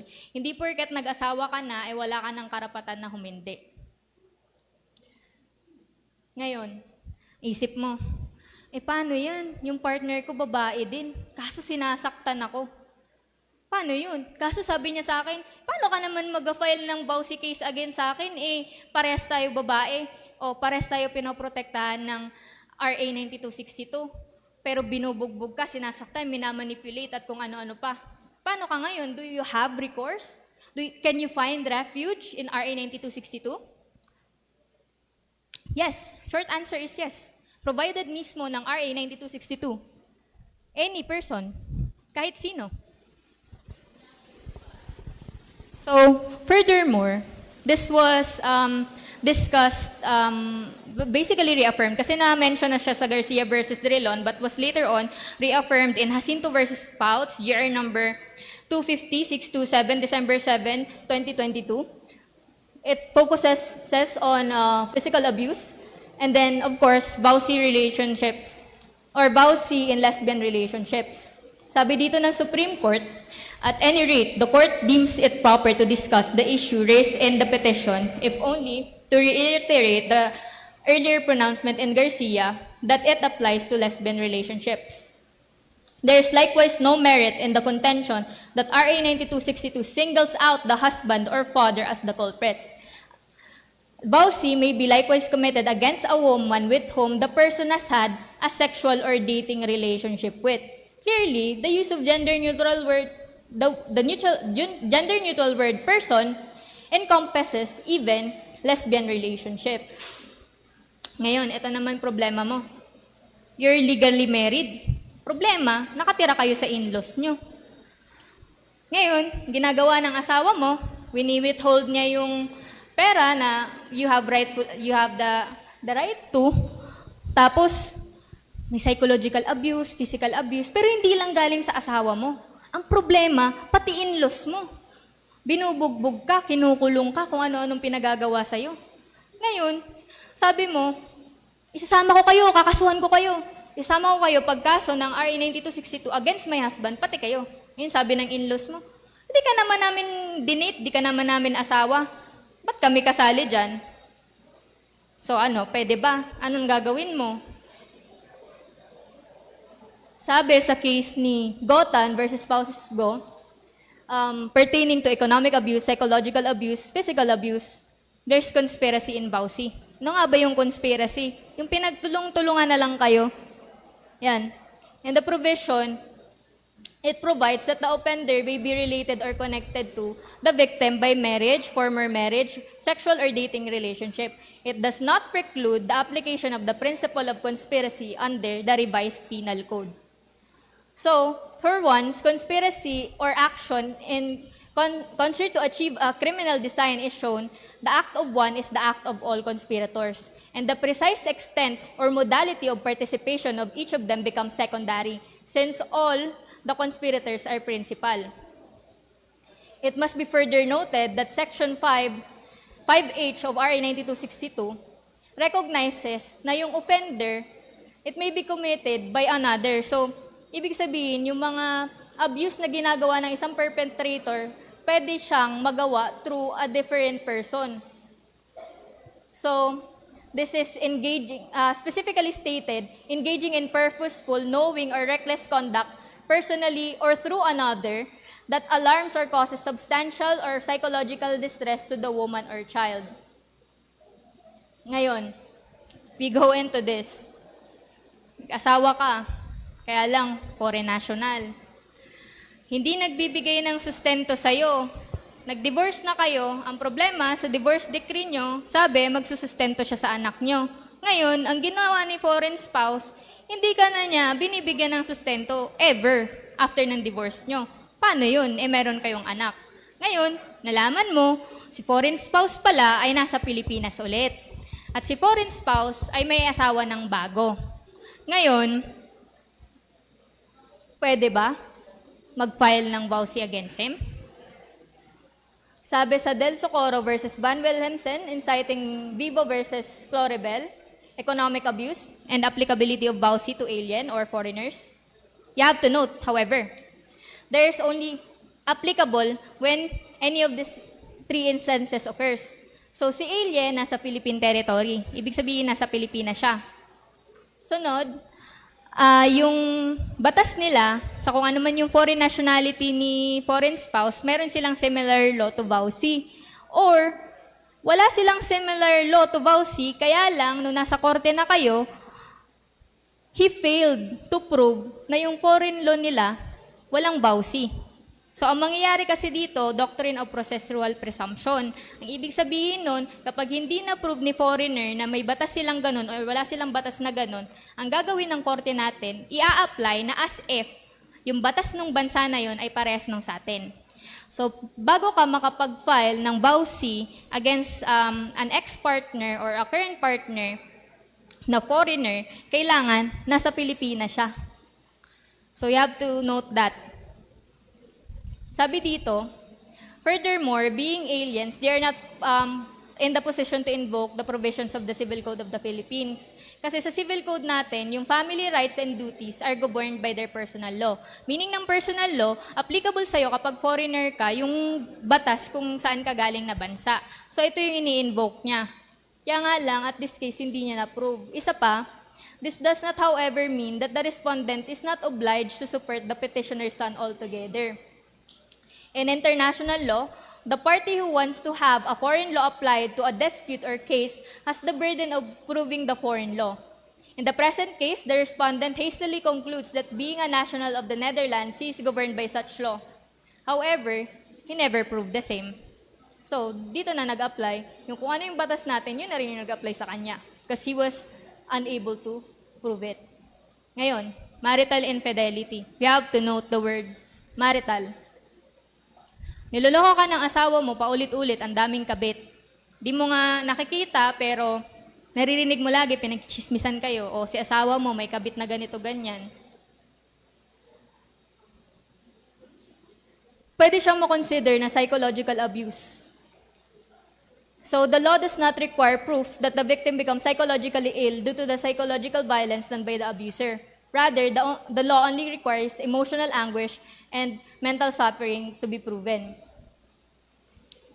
Here, psychological violence is the means employed by the perpetrator, while the mental or emotional anguish is the effect caused by the damage sustained by the offended party.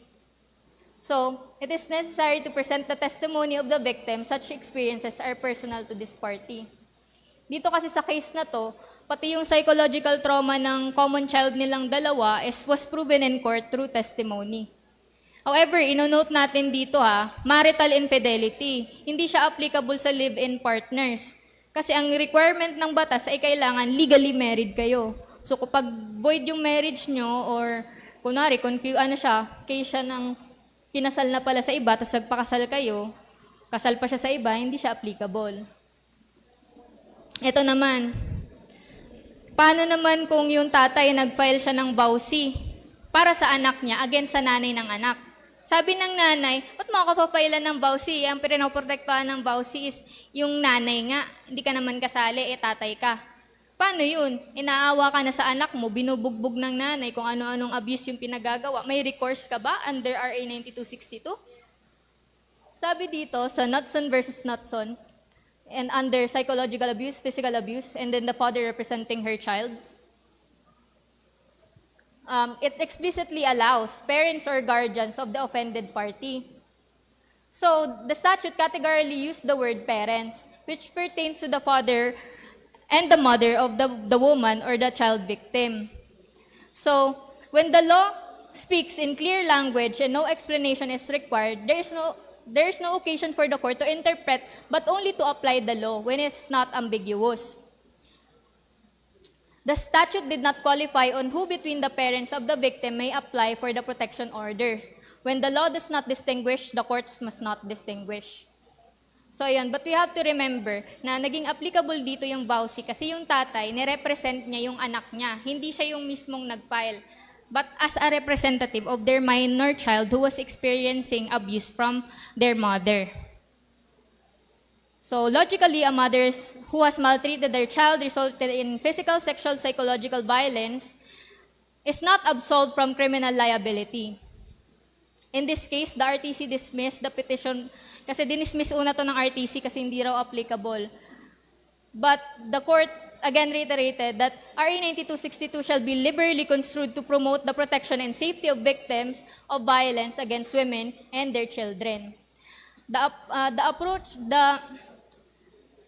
restrictive interpretation of the RTC will weaken the law and remove from its coverage the instances when the mother herself is the abuser of her child. So ito yung nireiterate ng batas na pwede rin maparusahan under RA 9262 yung nanay kapag inaabuso niya yung bata. So that concludes basically our vowsy presentation. Again, this is a quote from Justice Puno in the case of Garcia versus Drilon. The history of women's movement against domestic violence shows that one of its most difficult struggles was with the fight against violence of law itself. If you keep that in mind, law will not again be a hindrance to the struggle of women for equality, but it will be its fulfillment. Thank you very much for listening and attending the forum. Ayan, thank you so much, Mix Franz Villaflor, for that insightful and thorough presentation. Talaga nga namang violence comes in different form. It could be physical, economic, or psychological violence. Kaya it is really important for us to, especially for us women, to speak up and take action because we have every right to do so. So moving on to our next speaker, we have Mix Dexter Gulimlim, and they graduated at Bicol University with a degree of Bachelor of Science in Management in 2010.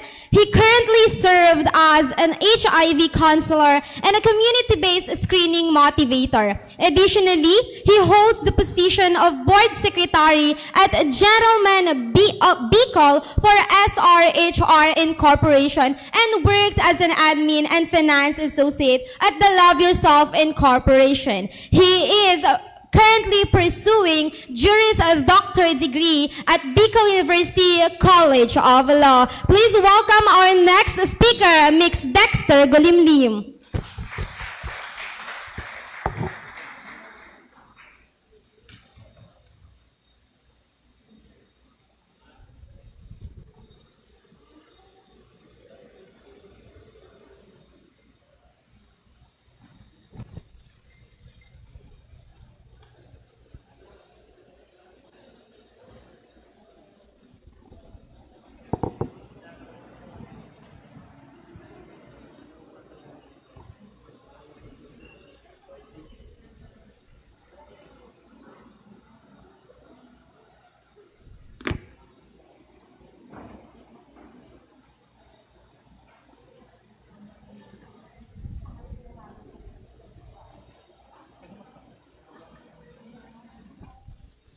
So, good afternoon everyone. So, habang inaayos po yung presentation namin, remind ko lang na mamaya po i-open natin ang floor para sa inyong mga question and answers regarding questions regarding our presentation. So, a legal luminary in the personality of Attorney Bron will answer your technical questions, and all of the if you need clarification with our discussion. So, my discussion will be focusing on the overview of the Safe Spaces Act or the Bawal Bastos Law, and also of the Anti-Sexual Harassment or the RA 7877. So, first, let's define what is sexual harassment. So, sexual harassment, RA 197877 defines work, education, or training-related sexual harassment as committed by an employer. For example, in the workplace, can be committed by the employer, employee, manager, supervisor, or the agent of the employer. In the training and education institution, it can be committed by the teacher, instructor, professor, coach, trainer, or any other person. However, we need to ensure that this employer, employee, or the personalities included here should have authority, influence, or moral ascendancy. So yung perpetrator ng anti-sexual harassment or ng sexual harassment, dapat merong moral authority, ay moral ascendancy, may authority, or merong influence over the victim. So kung pantay lang kayo sa isang workplace, hindi siya pwedeng mag-fall under the anti-sexual harassment law. Also, this person's demands, request, or otherwise requires any sexual favor from the other or from the victim, regardless of whether the demand, request, or requirement for submission is accepted. The mere fact na nag-offer siya sa'yo, or the mere fact na siya ng sexual harassment towards you, kahit hindi mo yun in-accept, magpo-fall siya sa anti-sexual harassment law. And also, sexual harassment can be committed by any person who directs or induces others to commit. For example, sa isang workplace, yung supervisor mo, yung nag-i-induce sa'yo na gumawa ng sexual favor to your bosses. For example, sinabihan ka na, sige na, gawin mo na to, makipag-date ka na, para at least mabigyan tayo ng mas malaking budget.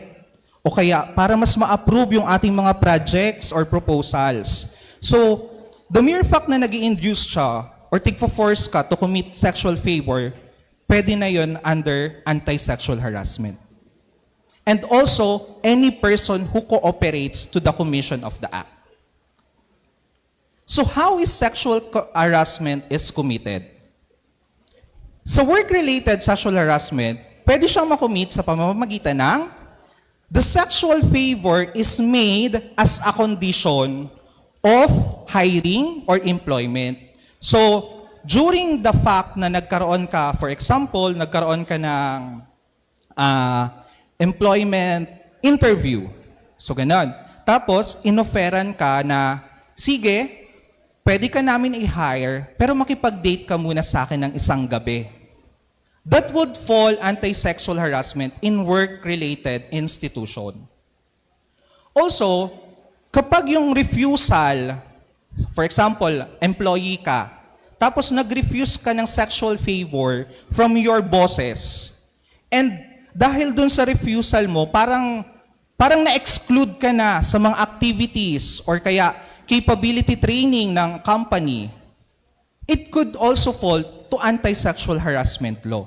So yung mga acts na ganon, na parang in-exclude ka kasi nag-refuse ka, which is your right, by the way, to refuse any sexual favors from your bosses, yung act pa lang nun, and yung pag-exclude sa'yo sa lahat ng activities ng company, or parang hindi ka na nabigyan ng trabaho, parang ano ka na, floating status ka na dahil sa ganon, pwede siyang mag-fall anti-sexual harassment law.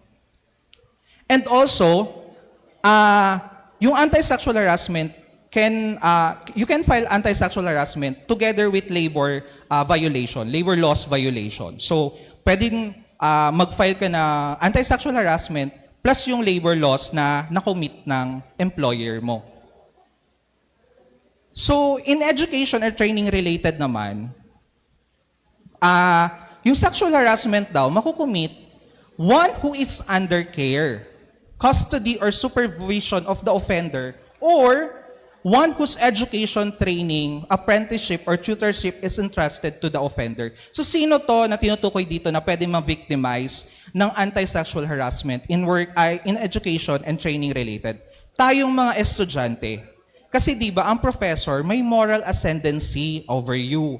Ang mga school officers, professor, ay may moral ascendancy and authority and influence over us. So tayo ang tinutukoy dito na pwedeng maging victim ng anti-sexual harassment ng sexual harassment in education or training related institution.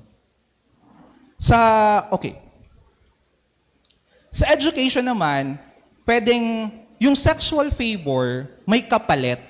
So for example, sige, ipapasa kita, pero mag-date tayo ng isang gabi. Isang gabi, 3, 2 gabi, 2, tapos pag 3 gabi, 1. Yan. Kapag ganyan yung mga offer ng professors, pwedeng mag-fall siya sa anti-sexual harassment law.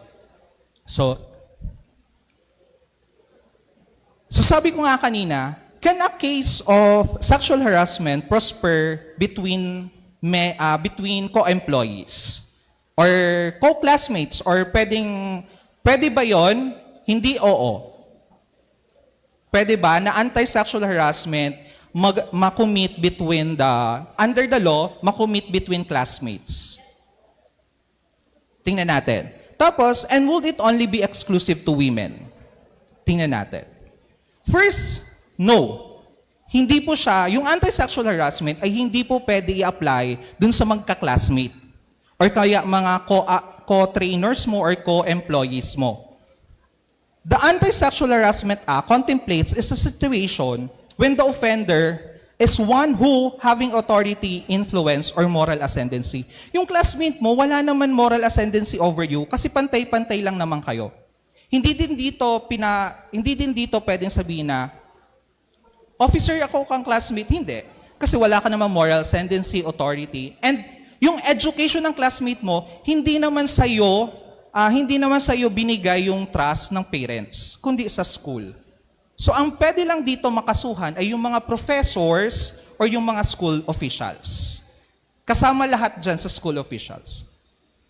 And will it only be exclusive to women? Sagot, yes or no?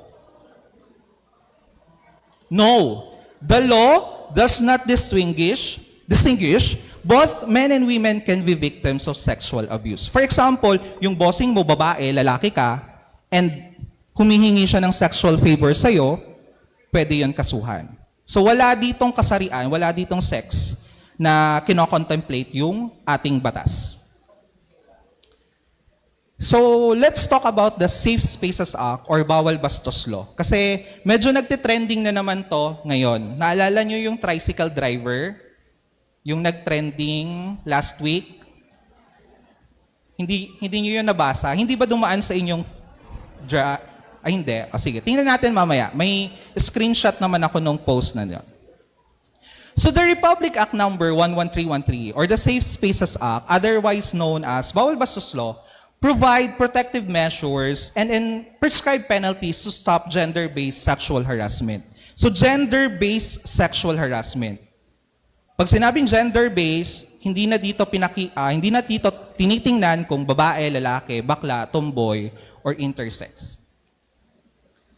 The law aims to achieve equality, security and safety not only in private spaces. Kasi ang workplace can be considered as private places. So the Safe Spaces Act also expands in educational and training institution as well as public spaces.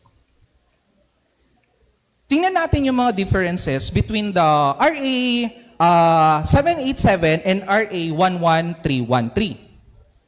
So sa anti-sexual harassment, sabi ko nga kanina, covers sexual favors, specifically when made as condition for employment, rehiring, or re-employment, or favorable compensation or benefits in workplace. Tapos, anti-sexual harassment also is yung may kapalit na passing grade, or scholarship, mga ganon. Sa Bawal Bastos Law, unwanted and uninvited sexual actions or remarks against any persons, regardless of the motive. Ibig sabihin, wala na dito yung sinasabi natin na may kapalit. Kapag binastos ka in public, in work, in education, institution, pwede ka nang magkaso under the Bawal Bastos Law. So wala na dito yung sinasabi na may kapalit. So hindi na dito, pantay-pantay na ang pagtingin sa atin ng batas na to. Anyone can be a perpetrator and anyone can be a victim. Sa anti-sexual harassment, covers only persons in authority who could charge as offenders. So sa anti-sexual harassment nga, sabi ko nga kanina, pwede lang siya mag-fall or ang perpetrator pwede lang ma-charge as offender kapag yung offender ay may moral ascendancy, may authority, or may influence over the victim. And there are no provision for harassment by subordinates. For example, ikaw yung boss, tapos ang nagbastos sa iyo or nagkaroon ng committed sexual harassment against you na boss is yung employee mo. Hindi yun pwede mag-fall dun sa anti-sexual harassment kasi ikaw yung boss, ikaw yung may moral ascendancy. Pero dito sa Bawal Bastos Law, the authority, the influence, or the moral ascendancy of the perpetrator is no longer required to constitute sexual harassment. So hindi na kailangan na may moral ascendancy yung tao o yung perpetrator. Kahit pantay-pantay na kayo, kahit yung employee mo yung bumastos sa'yo, or kung kayo ay maging professor, yung estudyante bumastos or nag-commit ng sexual harassment against the professor, pwede na siya mag-fall under Bawal Bastos Law. Also, yung anti-sexual harassment kasi covers work, education, and training-related institution. So hanggang doon lang yung law. Doon sa workplaces, doon sa education or training institution lang siya. Pero, yung Bawal Bastos Law, it expands the coverage, including the streets, the public spaces, the PUVs or the public utility vehicles. Anong example nito ang public utility vehicles? Yung mga ating mga buses, jeepney, and yung tricycle. Naalala nyo yung kaso tungkol sa nagtrending sa isang jeepney? Yung nagpakita ng kanyang ari? It can fall to Bawal Bastos Law. Note, ito yung pagtatandaan natin. Bawal Bastos Law does not supersede the original anti-sexual harassment. Pwede kang mag-commit ng charges under anti-sexual harassment and pwede din sa bawal bastos law. For example, student ka, then professor, okay? May moral ascendancy, nag-commit ng sexual harassment sa'yo in your educational setting. Pwede kang mag-file under anti-sexual harassment. Pero kapag lumabas na kayo sa classroom or kaya sa, for example, BU, lumabas na kayo, and kahit wala ka na dun sa school, tinetext ka pa rin ng mga malalaswa, sinisendan ka pa rin ng mga pictures niya, pwede ka na mag-file ulit or idagdag mo yung bawal bastos law. So pwede yung dalawa mismong batas na yon ay pwede mong pagkuhaan ng pwedeng ikaso dun sa dun sa perpetrator. Tingnan natin yung mga gender-based sexual harassment. Kasi may tinatawag tayo dito na first degree, second degree, and third degree. So sa first degree, ito yung tinatawag na verbal gender-based sexual harassment. Ano to? Cursing. Pag minura ka sa public spaces. Or for example, mismong kaklase, minura ka. May nangyari po ba ng ganyan? May mga nag-smile kasi. For example, pwede, bawal bastos law kapag minura ka ng kapwa mo classmate. Wolf whistling. Hindi pa ako marunong mag-whistle, pero ang tunog daw nito ay parang witwiw. Diba? Ayun. Sino yon? Yung gano'n na wolf whistling. Wala naman tayong wolf. Sige, gawin na lang nating locally parang asong ulol. Yun. Next, catcalling. Hindi po yung pusa ang tinatawag ha. Catcalling. Yung may mga sexually offensive na mga sinasabi sa'yo, o kaya sabi, ang sexy mo naman. Mga ganyan. Ang sexy mo na medyo may malisyosong pagtitingin na sa'yo. Or kaya may something. Leering and intrusive gazing. Yung all throughout nung pagbiyahe mo sa jeep, nakatutok siya sa'yo, na parang hindi na siya pumipikit at hindi na siya tumitingin sa iba, na medyo na-offend ka na, pwede yun under bawal bastos law. Kasi ang tinitingnan dito, yung nafe-feel nung offended party or yung victim. Taunting and pursuing. Yung, for example, hindi ka na tinantanan, sunod ng sunod sa'yo. Diba? Pwede yun under bawal bastos law. Also, unwanted invitation. Ito yung nangyari dun sa isang tricycle driver. Nangyari dun sa pasahero ng tricycle driver. Nung pumunta sila ng Sawangan. So, nagpara siya sa tricycle, tapos sumakay siya. Sabi sa kanya, wala ka bang jowa? Tayo na lang mag-date. Saan ka ba pupunta? Mga ganon. Noon, mga casual lang daw yung unang tanong, saan ka? Siyempre, pag sasakay ka ng tricycle, tatanungin ka talaga, saan po, saan ka? Pero, iba na yung mga susunod na tanong ng driver habang nagbabiyahe sila pa Sawangan. May misogynistic, transphobic, homophobic, and sexist slurs, and persistent unwanted comments on one's appearance. Kahit di ba minsan, okay lang makarinig tayo sa mga babae or lalaki. Sa babae, okay lang makarinig tayo na ang ganda mo. Ang ganda mo ngayon. O kaya sa lalaki, ang pogi mo ngayon. Pero kung paulit-ulit na lang na ginawa ng Diyos, simula umaga hanggang maghapon, hindi na tumitigil yung isang tao nakakasabi sa'yo na ang ganda mo, na parang may iba ng kinakahulugan, pwede na siya mag-fall sa bawal bastos law kapag medyo offended ka na or unwanted na para sa sayo. So parang hindi unwelcoming feeling na yung nangyayari na pag-comment sa appearance mo. Also, ito yung nangyari, relentless request for one's personal details such as name, contact, and social media details or destination. Yung parang kinukulit ka na kunin yung Facebook account mo, yung number mo, kung saan ka pupunta, yun. Also, the use of words, gestures, or actions that ridicule on the basis of sex, gender, or sexual orientation, or SOGSC, including sexist, homophobic, or transphobic statement of slurs. And persistent telling of sexual jokes. Yun. Kung medyo nakaka-offend na sa pandinig, pwede mo nang kasuhan or pwede mo nang ireklamo under bawal bastos law. Pero dapat feel mo mismo ikaw na na-offend ka na. And also, use of sexual names, comments, and demands, and any statement that has made an invasion on a person's personal space or threatens the person's sense of personal property.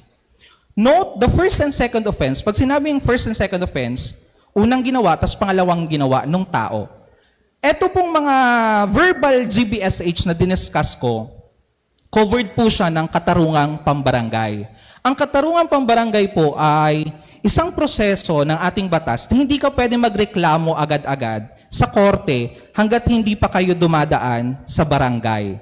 So kung yung mga acts na yon na first degree is na-commit sa inyo, sa barangay po muna kayo magrereklamo. And may rules pa dyan sa katarungan pambarangay. Kung magkasing barangay kayo, pwede. Pero mamaya i-discuss ni Attorney Bron yung technicalities ng process ng katarungan pambarangay if may question po kayo doon. Basta ang importante doon, kung parehos kayong barangay, doon mismo sa barangay, kung for example, pareho kayo doon nagbo-board sa isang barangay, doon mo irereklamo siya. Hindi ka dediretso ng korte or kaya ng pulis. Tingnan naman natin yung penalties doon sa mga nabanggit na mga acts. So, sa first offense, 1,000 peso fine and 12-hour community service. Doon sa 12-hour community service, may kasama na siyang gender sensitivity seminar. Kapag nakakommit ulit siya doon sa first degree, ang second offense, 3,000 fine or aresto menor or 6 to 10 days na imprisonment or pagkakakulong. Kapag hindi pa talaga siya nadala at nag-commit ulit, ang pangatlong offense, 10,000 fine or aresto mayor. 1 month and 1 day to 6 months imprisonment. Kapag nakommit niya na ang pangatlo, nakakommit siya ng pangatlo under the verbal GBSH, hindi mo na need na magpabarangay muna. Pwede ka na magreklamo diretso sa pulis magpatulong o kaya sa piskal. Ito yung nangyari, ito yung post tungkol dun sa babae na nakasakay ng tricycle. This is only recently nangyari nung pumunta siya ng Sawangan. Kasi una, medyo okay lang, tapos biglang, bakit mag-isa ka lang, wala ka bang boyfriend, tapos gusto mo, kita na lang mag-jamming-jamming sa Sawangan, magayon ko may service na kita. Yun. So, pwede yun na maging under kang bawal bastos law. Ito naman yung second degree or demonstrated gender-based sexual harassment. Ano to? Making offensive body gestures at someone. Ano bang mga offensive body gestures? Nag-middle finger sa'yo, pwede yun under bawal bastos law. Di ba? Pero kung biruan lang naman sa magkakaibigan, pwede naman yan. Baka kasi, baka ireklamo ako, wag na nga. Kung kayo-kayo lang naman, wala namang na-offend, okay lang naman, joke-joke lang naman. Pero kapag may na-offend na, pwede na sila magreklamo under bawal bastos law. Kasi may nakita ko, tawang-tawa yung pagsabi ko ng may nag-feed middle finger. Also, exposing private parts. Yung mga exhibitionist or the perpetrator with the effect of demeaning, harassing, threatening, and intimidating the offended party, including flashing of private parts, public masturbation, groping, or similar lewd sexual actions. Ang first offense sa demonstrated GBSH or second degree, ang first offense, 10,000 peso fine with 12-hour community service with gender sensitivity training. Tapos, second offense, 15,000 fine or arrest to minor, 11 to 13 days imprisonment, and sa third offense, 20,000 fine and arrest to mayor or 1 month and 1 day to 6 months imprisonment. Depende na sa court kung ilan ang ipapataw sa iyo na imprisonment. Ito yung example ng demonstrated gender-based sexual harassment. Wag na tayong lumayo, nangyari pa lang to dito sa atin.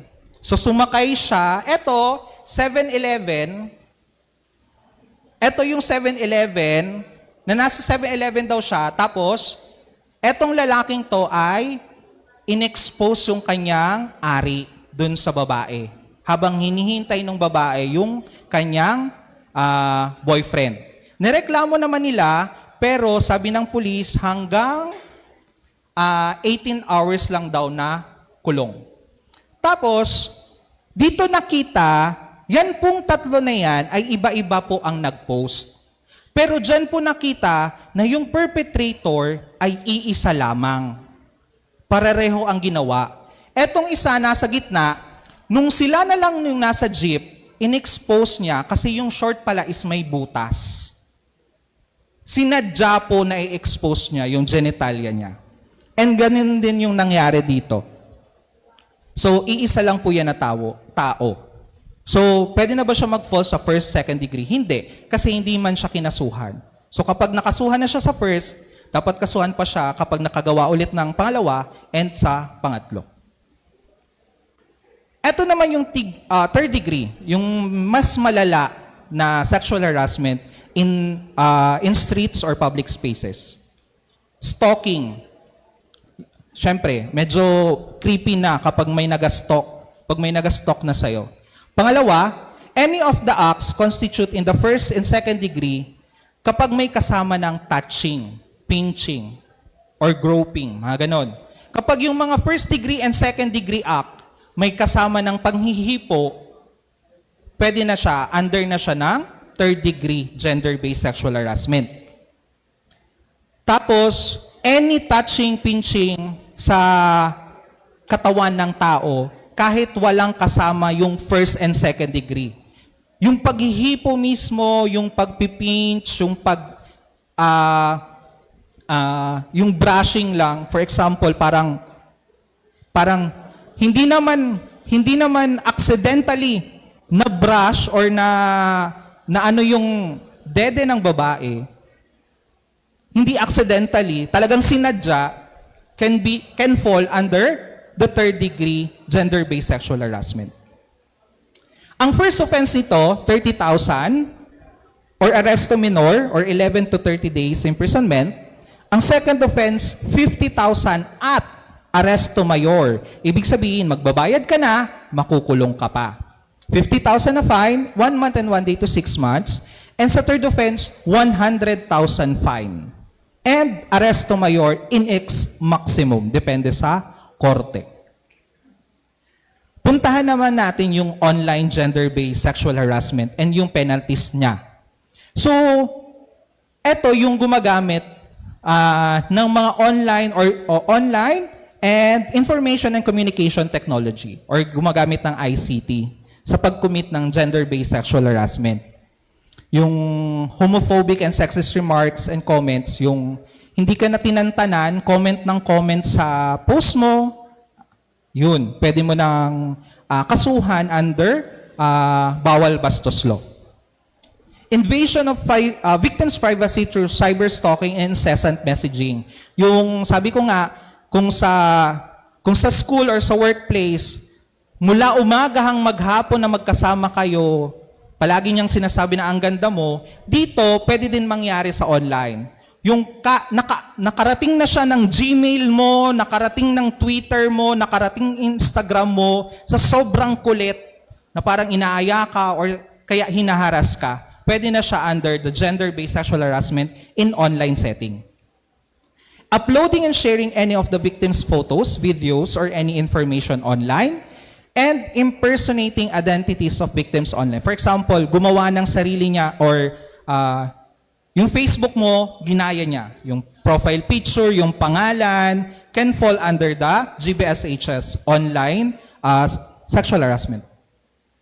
and posting lies about victims to harm their reputation, or filing false abusive reports to online platform to silence them, to silence the victims. Ibig sabihin nito, may ginawa siya sa iyo, alam niyang may ginawa siyang sexual harassment sa iyo through online. Ang ginawa niya, nagreklamo siya ng gawa-gawa niyang kwento para ikaw yung ipakita or para ikaw yung maging perpetrator. Binaliktad yung story. So pwede siya mag-fall under GBSH online setting.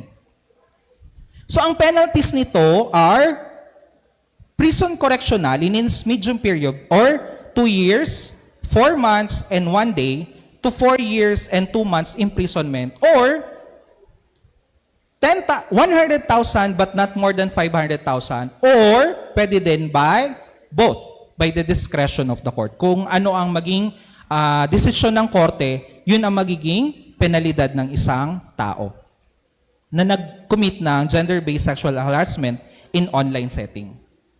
Ito naman yung qualified. Pag sinabi natin qualified, dapat yung mga acts na ginawa dun sa public utility vehicle. Sa jeep, sa bus, sa tricycle. So sa tingin natin, yung dun sa tricycle, pwede na ba siya mag-fall under qualified? Yes, pwede. Kasi nga nasa public utility vehicle siya. And yung isa din na kaso, yung sa jeep, and yung sa 7-Eleven, yung sa jeep pwede, under qualified, kasi nasa public utility vehicle. Pwede din maging qualified yung gender-based sexual harassment if yung offended party ay isang minor or ang isang offended party ay senior citizen, di ba? Hindi na naawa, pati senior citizen. And yung mga PWD or intellectually challenged, yung mga ganun. And yung breastfeeding mother. Breastfeeding mother, bakit nandyan nakalagay yung breastfeeding mother? Kasi kung nireklamo mo yung isang ina na nagpapasuso in public places, ikaw ang magkukumit ng bawal bastos law. Kasi under siya ng exemption na pwede magpasuso sa public. Sa anak ha? Baka ibang iniisip. Sa anak po. Breastfeeding nga po. Nursing her child. Okay? Malinaw po yun ha? Nursing her child. And if the offended party is diagnosed with mental problem tending to impair consent, yung mga tao na hindi kayang magbigay ng consent nila, yung mga intellectually challenged. Okay. And if the perpetrator is member of uniformed services and the act was done while in uniform. So sino-sino tong mga uniform forces personnel natin? Army, PNP, BFP, BJMP, and nakomit pa nila yung sexual harassment habang naka-uniforme sila. Considered as qualified siya. And if the act takes place in the premises of a government agency offering frontline services. So if yung gender-based sexual harassment ay nakomit ng isang empleyado ng gobyerno mismo sa office ng agency na yon, considered siya as qualified. Kaya siya ginawang qualified kasi yung penalty niya is the next higher in degree. So yung mas mabigat na penalty ang ipapataw sa kanya kapag nakakommit siya ng qualified gender-based sexual harassment. Ito naman sa workplace, basta merong unwelcome sexual advances or requests galing sa isang, pwede dito, yung sabi ko nga, sa bawal bastos law, wala na dito, hindi na pinag-uusapan dito yung moral ascendancy, authority, or influence. Kahit yung mismong empleyado ang perpetrator, tapos ang victim is yung boss, pwede na siya mag-fall under GBSH. So, ito yung mga responsibility ng isang employer and educational institution. Number 1, employers or other persons of authority, influence, or moral ascendancy in a workplace, education, and training institution shall have the duty to prevent, deter, or punish the performance of acts in the GBSH in the workplace or institution. They shall, number 1, disseminate the copy of law. Number 2, conduct seminars. Yun yung pinaka-importante. Dapat daw yung workplaces natin, yung mga educational settings natin or institution, dapat nagko-conduct ng gender, bawal bastos law and anti-sexual harassment seminar sa inyo. And create a committee na ang tinatawag is Committee on Decorum and Investigation or tinatawag nating CODI.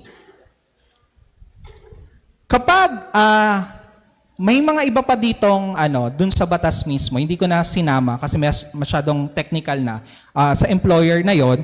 And eto, sabi daw, kapag hindi nag-take action yung isang employer sa mga kailangan or responsibility nila, non-implementation of employer's duties, magkakaroon sila ng penalize sila ng 5,000 or not more than 10,000. Tapos kapag nagkaroon ng reklamo, for example, nagreklamo sa employer na may nagkaroon ng sexual harassment between co-employees or kung sa educational institution, kapwa estudyante nangyari yung sexual harassment, pero walang ginawa yung school or yung workplace or yung employer, ang fine nila is not less than 10,000 nor more than 15,000. Dito sa Bicol University, ito po yung pinakabagong memo. Ito yung memo about Administrative Order number 552 na nagde-designate ng mga officials sa ating Bicol University, dito sa Bicol University, kung sino yung magiging member and chairman and member ng CODI. So from nilabas to nung June 28, so meron dito sa is 1 year na designation si Dr. Noemi Ibo, yung dean ng Jess Robredo Institute. Tapos yung mga members andyan po. So sila as CODI, sila yung mag-a-accept ng mga reklamo under the bawal bastos law kapag na-commit dito sa Bicol University. And sila din yung mag-i-investigate. So kapag after sa kanila, decorum and investigation, iaakyat to the legal officer of the Bicol University. So dapat, ang kada institution daw merong ganito. So pwede nyong tanungin if sa CAT College and sa Bicol College, if meron kayong CODI para at least aware kayo kung saan kayo pwede magreklamo at maimbestigahan yung kaso ng gender-based sexual harassment. What if a minor student is the perpetrator? So, paano kaya if minor, for example sa high school, nangyari yung sexual harassment, or kaya dun sa mismong public spaces, ang nakakommit or naging perpetrator is minor? So, eto yung sagot. Minor students who are found to have committed acts of gender-based sexual harassment shall only be held liable for administrative sanction. Depende kung ano ang nakalagay sa kanilang student handbook or school handbook. So hanggang dun lang ang pwedeng mangyari kapag minor student. So kapag nakalagay dun sa school handbook na papatawan siya ng dismissal, i-dismiss siya. Mga ganun. Ito naman yung prescriptive period. Pag sinabing prescriptive period, from the day na nangyari yung sexual harassment na nakomit, ito lang yung period na pwede kang magreklamo. Kapag lumabas na dyan, hindi ka na pwede magreklamo. For example, sa verbal, 1 year. So, binibigyan ka lang ng 1 year ng batas para ireklamo yung nangyari sa yung sexual harassment na verbal GBSH. Kung sa demonstrated na naman, 3 years. Kung doon naman sa yung third degree, 10 years naman ang binibigay. Kasi, ano naman yan, totoo naman yan na kapag biktima ka, hindi ka naman agad-agad makakapagreklamo. Kasi minsan kailangan mo din magkaroon ng yung paghahanda or kaya ma-prepare ka in emotionally and mentally para makapagreklamo ka at kwento mo kung anong nangyari sa'yo. Pero yung online, kapag ginawa online, yung gender-based sexual harassment, ibig sabihin, imprescriptible siya. Ibig sabihin, kung kailan ka lang nagkaroon ng lakas ng loob para magreklamo, pwede yon. Abutin ka man ng 10 taon, 15 years, or 20 years. Basta meron kang ebidensya na nangyari yung gender-based sexual harassment sa'yo. Sa workplace naman and educational, kapag nangyari yun, 5 years naman yung prescriptive period. Ito yung, naghanap kasi ako ng isang kaso na talagang na-convict yung perpetrator under bawal bastos law. Doon sa Kidapawan City Regional Court, Branch 17, tricycle driver ay nahatulan ng guilty under the bawal bastos law for making inappropriate remarks to his passenger. Kasi sabi niya, habang nagbabiyahe daw sila ng tricycle, tinanong niya na, sabi niya, if only I were single, I would court you. Tapos may kasamang panghihipo or yung brushing ng kamay dun sa kamay ng, dito sa braso ng victim. So, ito yung nahanap ko lang na convicted under the RTC, under the bawal bastos law. So ito yung mga responsible agencies or penalties na nakalagay sa ating batas. Ang PNP Women's and Children's Desk, di ba kasi kapag bumisita ka sa isang presinto, meron talaga silang specific women and children's desk. So lahat ng gender-based sexual harassment, dun po sa kanila pwedeng idulog or dun ka po pwede lumapit. Lahat ng gender-based sexual harassment. Ang Philippine Commission on Women naman daw, take the lead in the national campaign for the awareness of the law, work with DILG and women's group to ensure that LGUs participate in the information campaign and work with the ICT to have a wide audience of internet user. Makikita nyo po yan dyan sa kanilang website, Philippine Commission on Women. Meron dyan silang mga IEC materials, presentations, articles about anti-sexual harassment and VAUSI and GAD, gender and development topics. Sa LGU naman daw, dapat daw nagkakonduct ng safety audits every 3 years to assess the efficiency of the implementation of the law. So sabi nga, may exemption sa gender-based sexual harassment. Ito yung legitimate expression of indigenous culture and tradition. For example, nagkaroon ng legitimate cultural presentation at may nakita kang ari. If it's a legitimate cultural presentation, hindi po siya pwedeng mag-fall under the bawal bastos law. Okay? And breastfeeding in public for her nursing her child.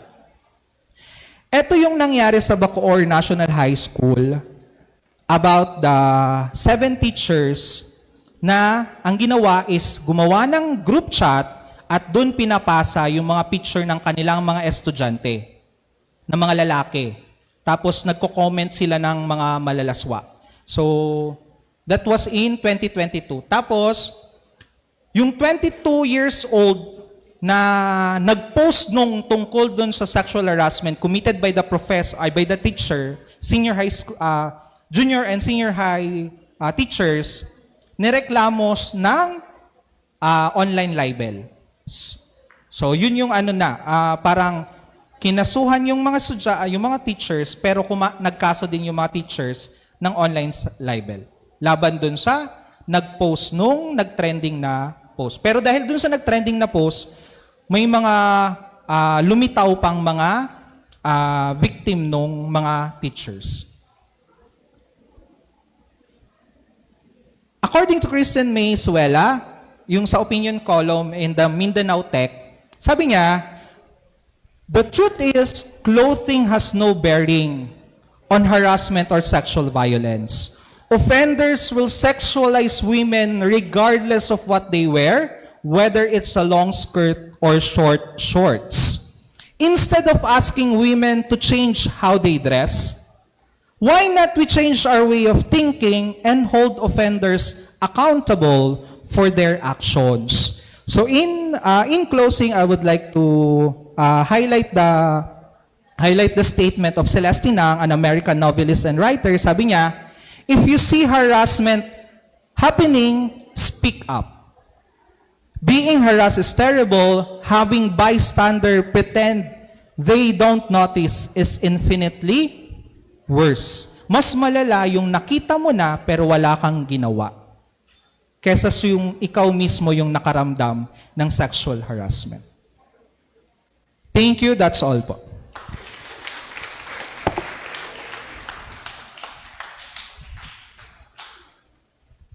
Ayan, maraming salamat po, Mix Dexter Golimlim. At talaga nga naman that these laws, specifically the anti-harassment and the anti-sexual harassment laws are more than just a legal instrument. They are tools for empowerment, justice, and change. So ayan naman, we are now down to our last two speakers. Gising pa ba ang lahat?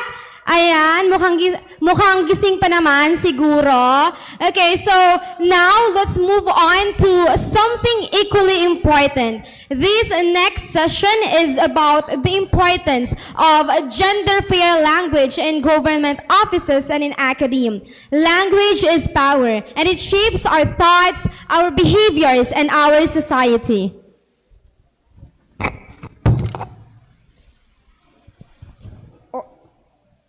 Our next speaker is Attorney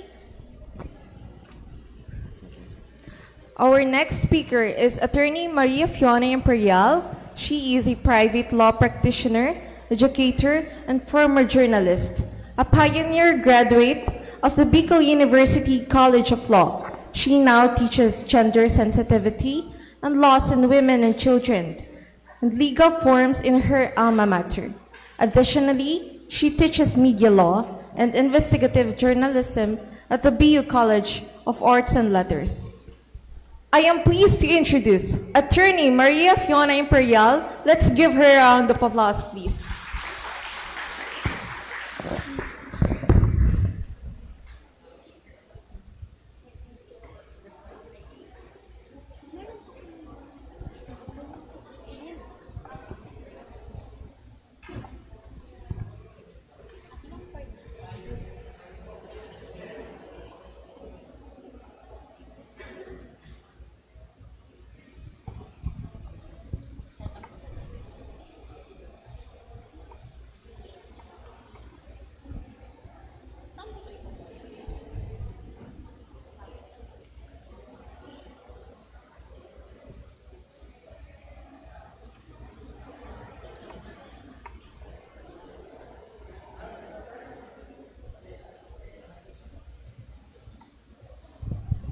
Okay, so while waiting po, I would like to remind our participants to please register at our registration table po. Thank you!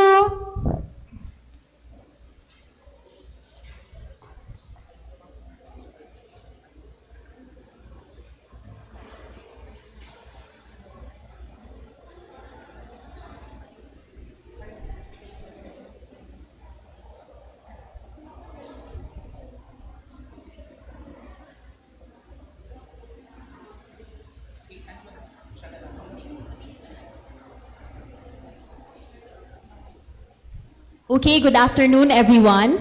Okay, good afternoon to our esteemed participants, to our students from Bicol University as well as Bicol College. Tama po ba?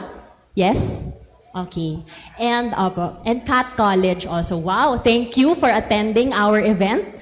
Opo. And good afternoon also to my former professor, Attorney Antonio C. Bron, and my students, Law 803, Gender Sensitivity and Laws on Women and Children, and everyone. Okay, so we've heard, no, with from the talk of Mr. Dexter Golimlim, that safe spaces, the Safe Spaces Act, as well as other laws protecting women and children, are important in because they provide no safeguards against violence and discrimination to women, to children, and other vulnerable groups. But while legal protections are important, they're just one side of the coin. The other is the language that we use every day. Because before there is discrimination, before there is harassment, before there is violence, there are words, right? There are words that exclude, there are words that diminish, there are words that trivialize, and there are words that reinforce our internal biases. And without us realizing it, our words can, normalize inequality. Tama po ba? Yes, okay. So, okay, before we start our event, our session, I would like us to have a bit of an exercise, okay? So, next po. Ayan, sige, next na lang. Tayo po ay mag-i-imagine para tayo ay sumakses ng step by step. Okay. So, I'd like you to close your eyes. No? I'd like you to close your eyes. Okay. I would like you to imagine a surgeon walking into the hospital room. Now, a driver parking the car in the garage. Then, a pilot walking into the cockpit of the plane. And then a soldier readying for battlefield. Okay, now, don't open your eyes just yet, no? Next one. Now imagine a nurse walking into the clinic, and then a teacher walking into the classroom, and then a secretary walking into the office, and the house help or a kasambahay walking into the home. Okay, you may now open your eyes. Sige. So who did you picture? Did you picture men in the first set and women in the second set? Yes? Yes. Be honest, no? Because if you did, you are not alone. Because, as we can see next, language has already framed our expectations. It has shaped how we see professions, authority, and even worth. It doesn't just reflect reality, it creates it, okay? It assigns roles before we even realize it, and in the process, the language we use influences our careers, our opportunities, and our own perceptions of power. Next. And what's the problem with that? Why should we care? Because if our mindset is shaped by our language, it limits possibilities. It silently tells some people what they can be and others what they cannot. Tama po? Yes, okay. Next. That is why we have terms such as a male nurse. Diba? Male nurse. But do we call an engineer a male engineer? Diba hindi? Next. Lady lawyer. Sometimes I am referred to as a lady lawyer. But do we call a male lawyer a gentleman lawyer? Diba hindi? Okay, next. Okay, working mom. But do we have a term such as a working dad? Naririnig niyo ba yung working dad? Because why? Diba? They're expected to provide for the family. And also, why is a female doctor worth mentioning when a male doctor is just a doctor? Tama? Tama po? Okay. And don't even get me started with the term career woman. As if having an ambition for a woman is an anomaly. Right? Because, meron bang career man? No. May career man ba? Common po ba yung career man? Hindi. Kasi, back po, Miss Francisco. Career man is, why? Bakit walang career man? Because they're simply expected to have careers. Okay. So this is the problem. And we can change it. Okay. Sige. Speaking of he, of him, of his, of man, these pronouns, no? He, his, and him, for the longest time, they have been used to refer to all of us, regardless of the fact that I identify as a woman. Or for instance, I don't identify as one of the two cisgenders, you know? Isa akong gender non-conforming person, o yung mga tinatawag nating LGBTQIA++. So, lahat kami, hindi kami kasama dun sa man. Tama? Pero bakit? Because this is just tradition. Calling everyone a he, using he, him, and his to refer to all of us is just tradition. And for the longest time, we've been told, to each his own. give a man a fish and he will eat for a day. Okay, yung mga law students, nasan po yung mga law students? Dito. Okay.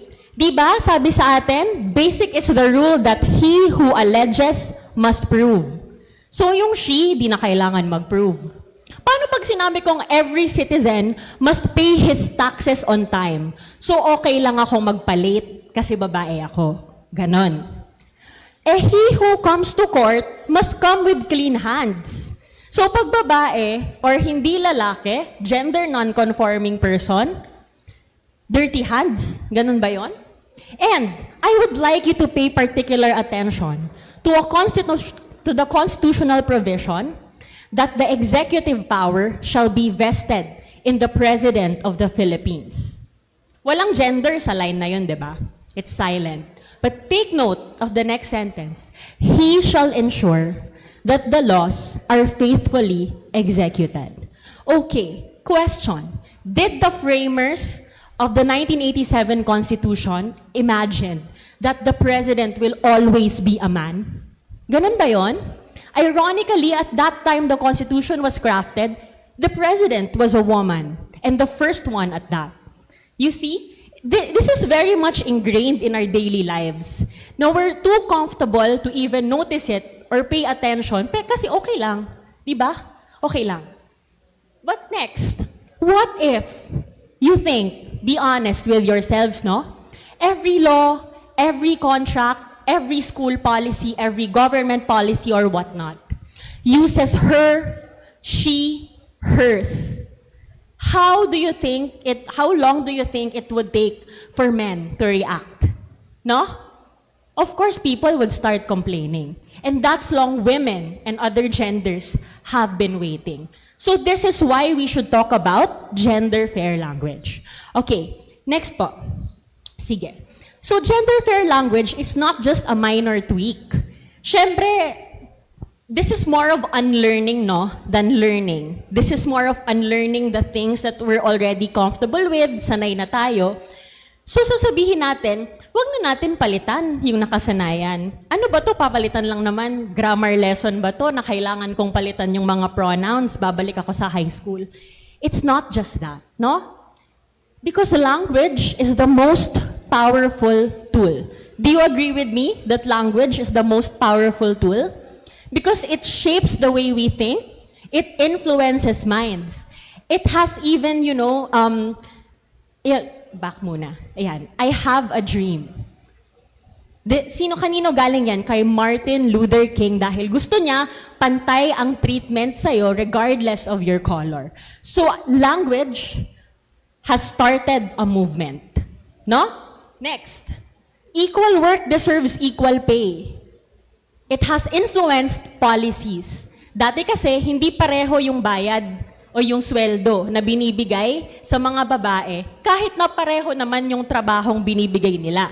So, equal work deserves equal pay.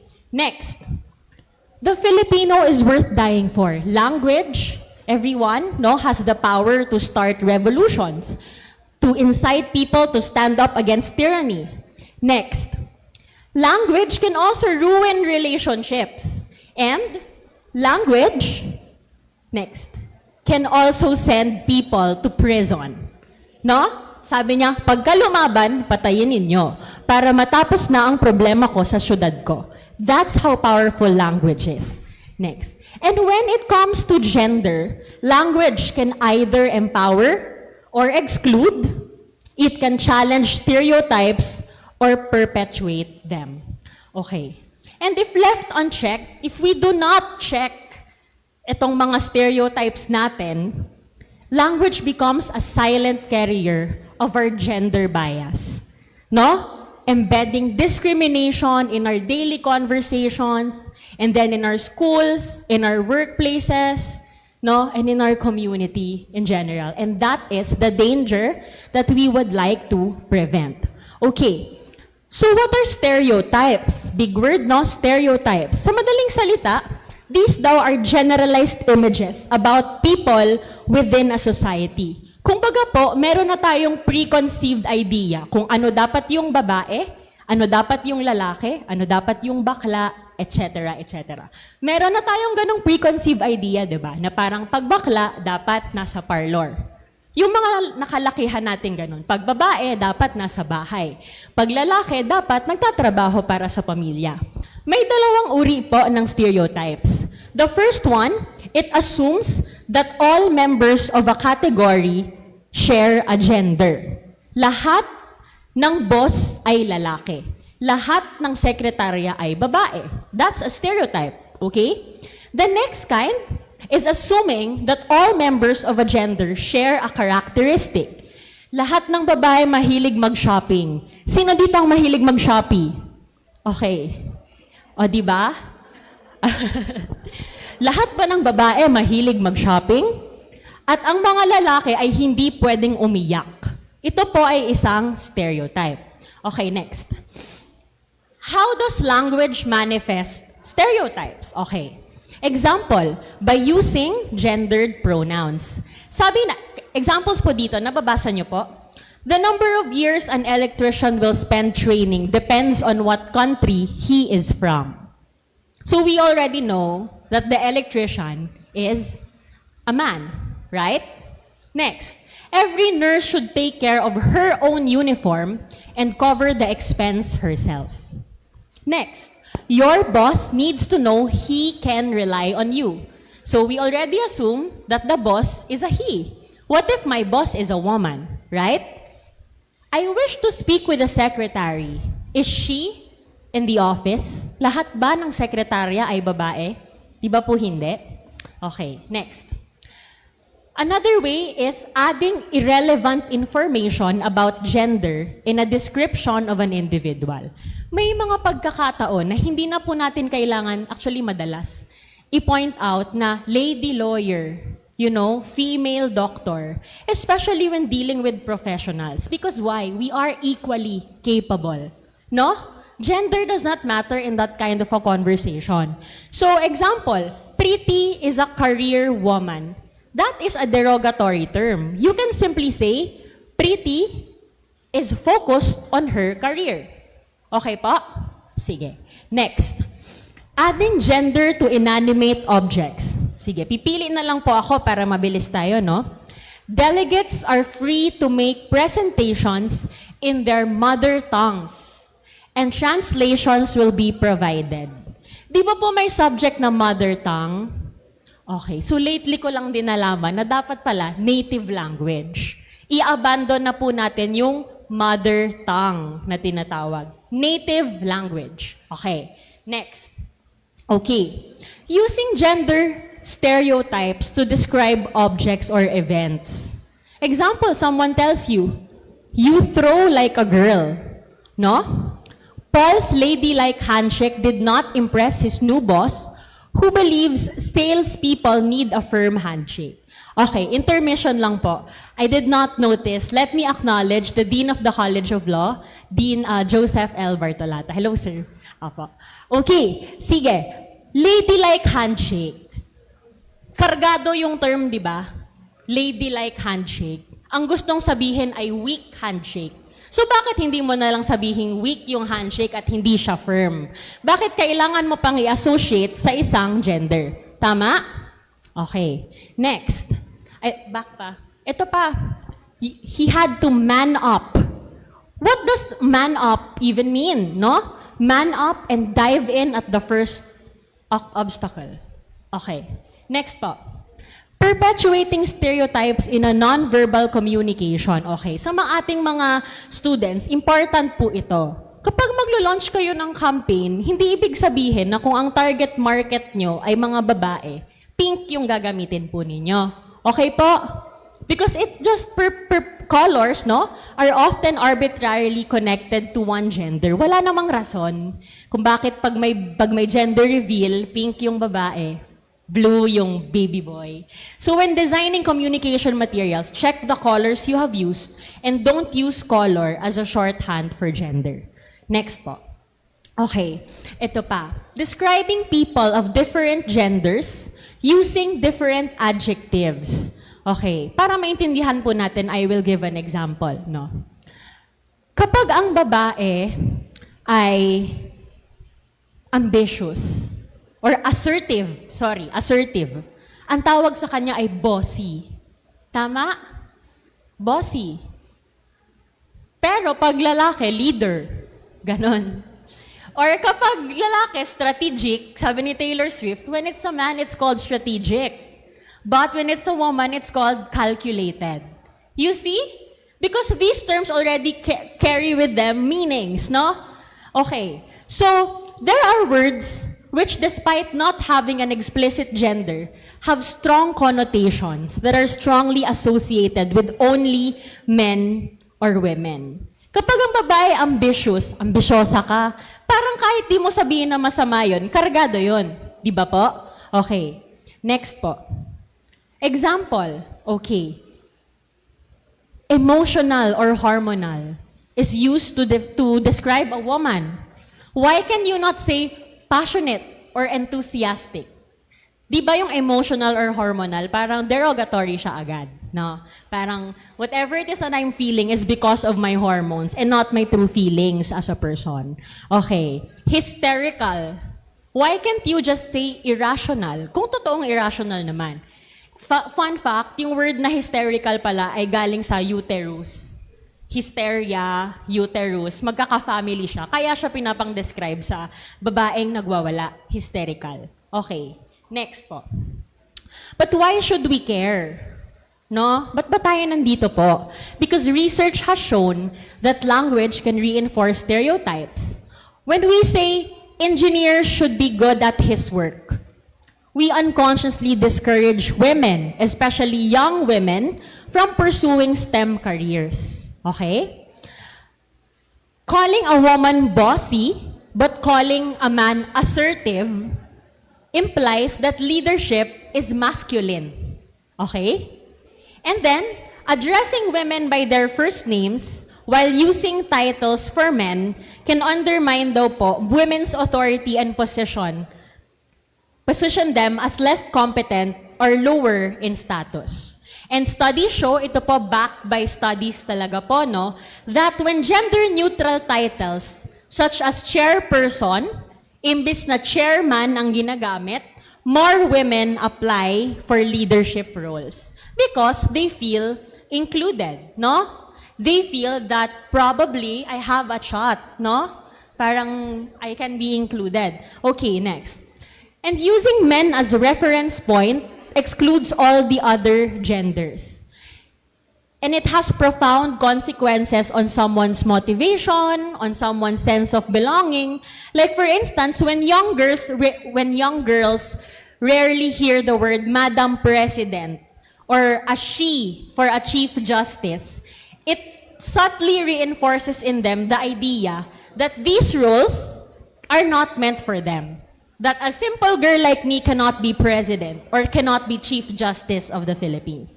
Okay, next. Sige.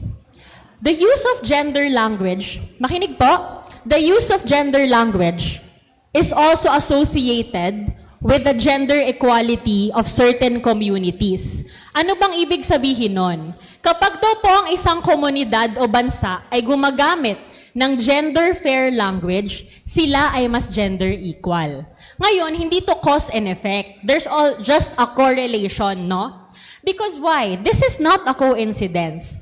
Because when a language constantly assigns power and leadership to a he, and on the other hand, care work to a she, and then that reinforces our societal rules. So kung titingnan nyo po yung mga bansa kagaya ng Finland at Switzerland na matataas ang gender equality index, gumagamit sila ng gender fair language. Okay, next.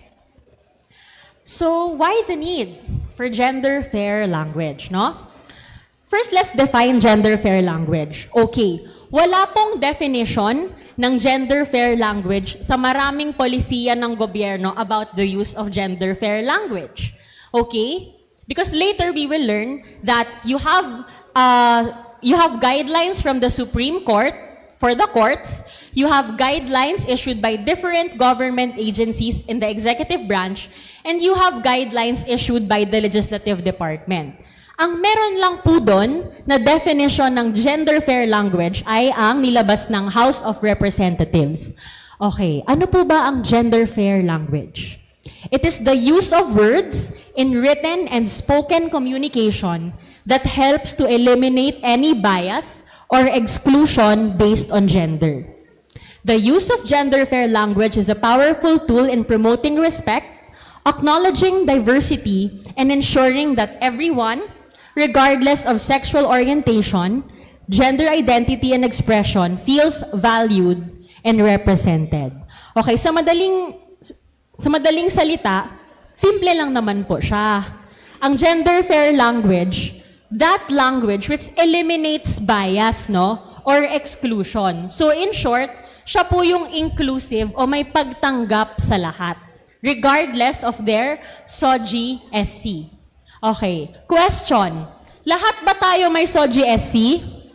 Yes. No? It's a common misconception na ang SOGI-SC para lang doon sa mga gender na hindi lalaki o hindi babae. Hindi nagko-conform sa cisgender. No? But SOGI-SC, lahat po tayo, kahit na yung mga cisgender, may SOGI-SC. Okay. Listen po. Let me show you how our laws, no, have exhibited gender bias. Okay. So, this is a very important provision, the 1987 Constitution. It is the right, no? Section 2, Article 3 of the 1987 Constitution. A right against unreasonable searches and seizures. Pinamemorize po to sa amin ni Attorney Bro noon. Okay. The right of the people to be secure in their persons, houses, papers, and effects against unreasonable searches and seizures of whatever nature and for any purpose shall be inviolable. Okay? Doon na po tayo sa next part. Sabi dyan, to be determined personally by the judge after examination under oath or affirmation of the complainant and the witnesses he may produce. Okay? The witnesses he may produce. And particularly describing the place to be searched and the persons or things to be seized. Next, this is not an isolated case. Okay, so meron mo tayong tinatawag na rights of an accused under custodial investigation. Ito po, alam niyo po yung binabasahan ka ng Miranda rights, di ba? Okay. Sabi dito, any person under investigation for the commission of an offense shall have the right to be informed of his right to remain silent, to have competent and independent counsel, preferably of his own choice, and if that person cannot afford the services of counsel, he must be provided with one. Okay? Next. Sige po. We already know that the president is being referred to as a he. Tama po?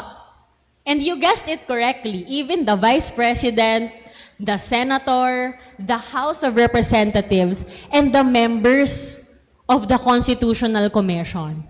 So kapag grinaf nyo po sa utak ninyo kung anong itsura ng Philippine government, if we strictly adhere to the he, lahat sila lalaki. Na-imagine nyo yon, presidente, vice president, senator, lahat sila lalaki. Okay? Next po. Sige. Kahit po yung mayor, dahil sabi po sa Ligang Batas, the term of office of elective local officials, except barangay officials, etc. Meron dyang he, hindi ko lang na-highlight. Basta ayon. For the full term for which he was elected.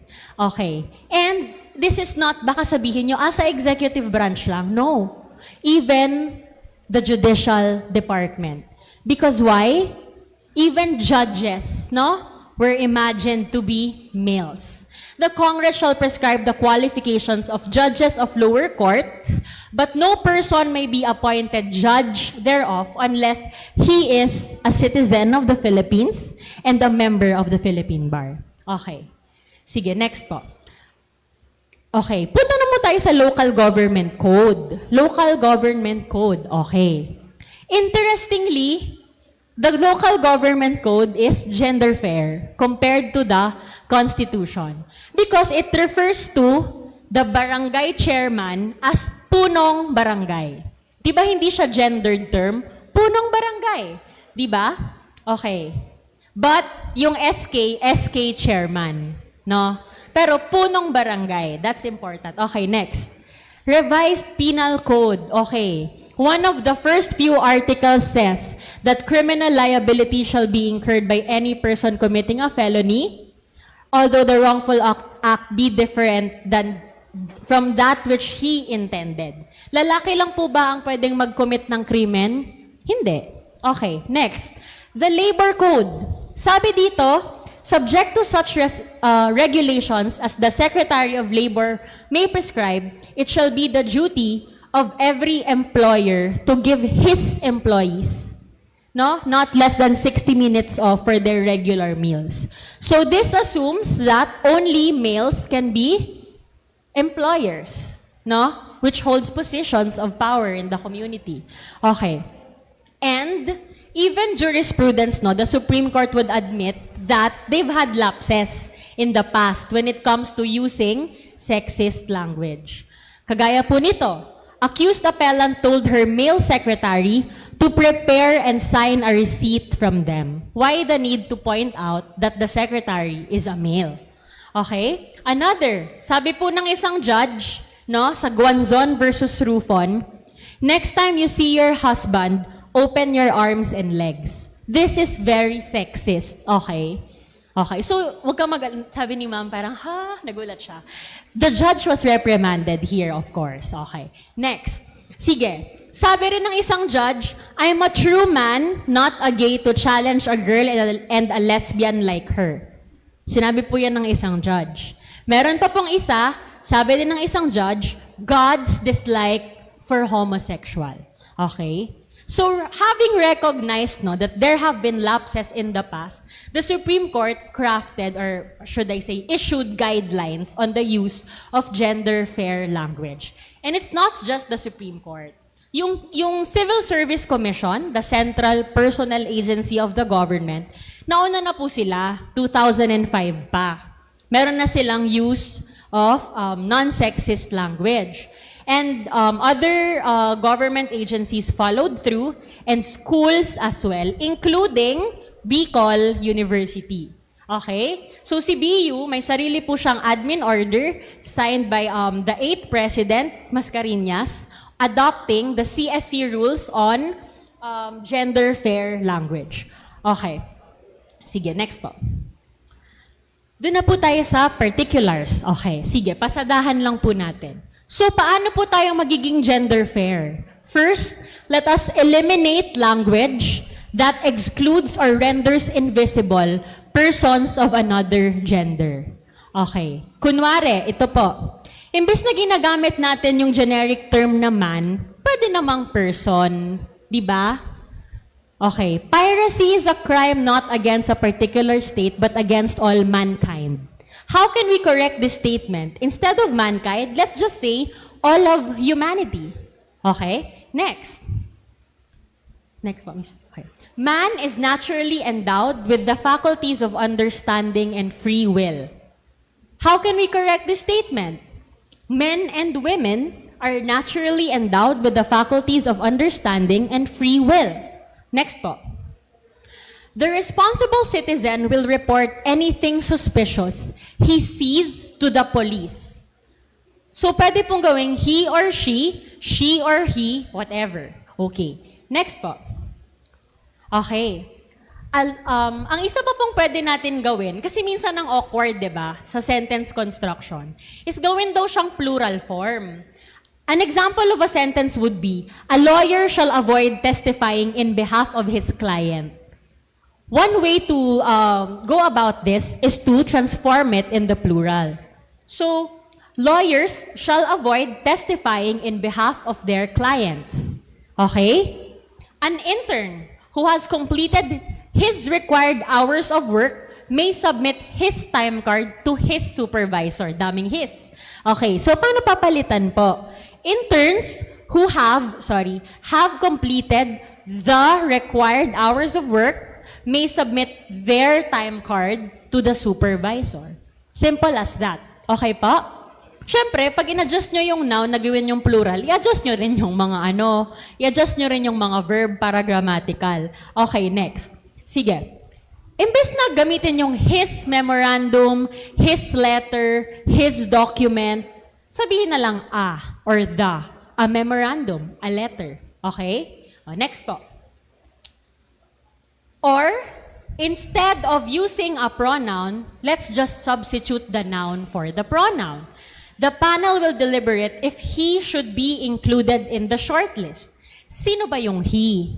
Sabihin na lang po natin. The panel will deliberate if the individual should be included in the shortlist. After tallying the votes, he who has garnered the highest votes shall be declared winner.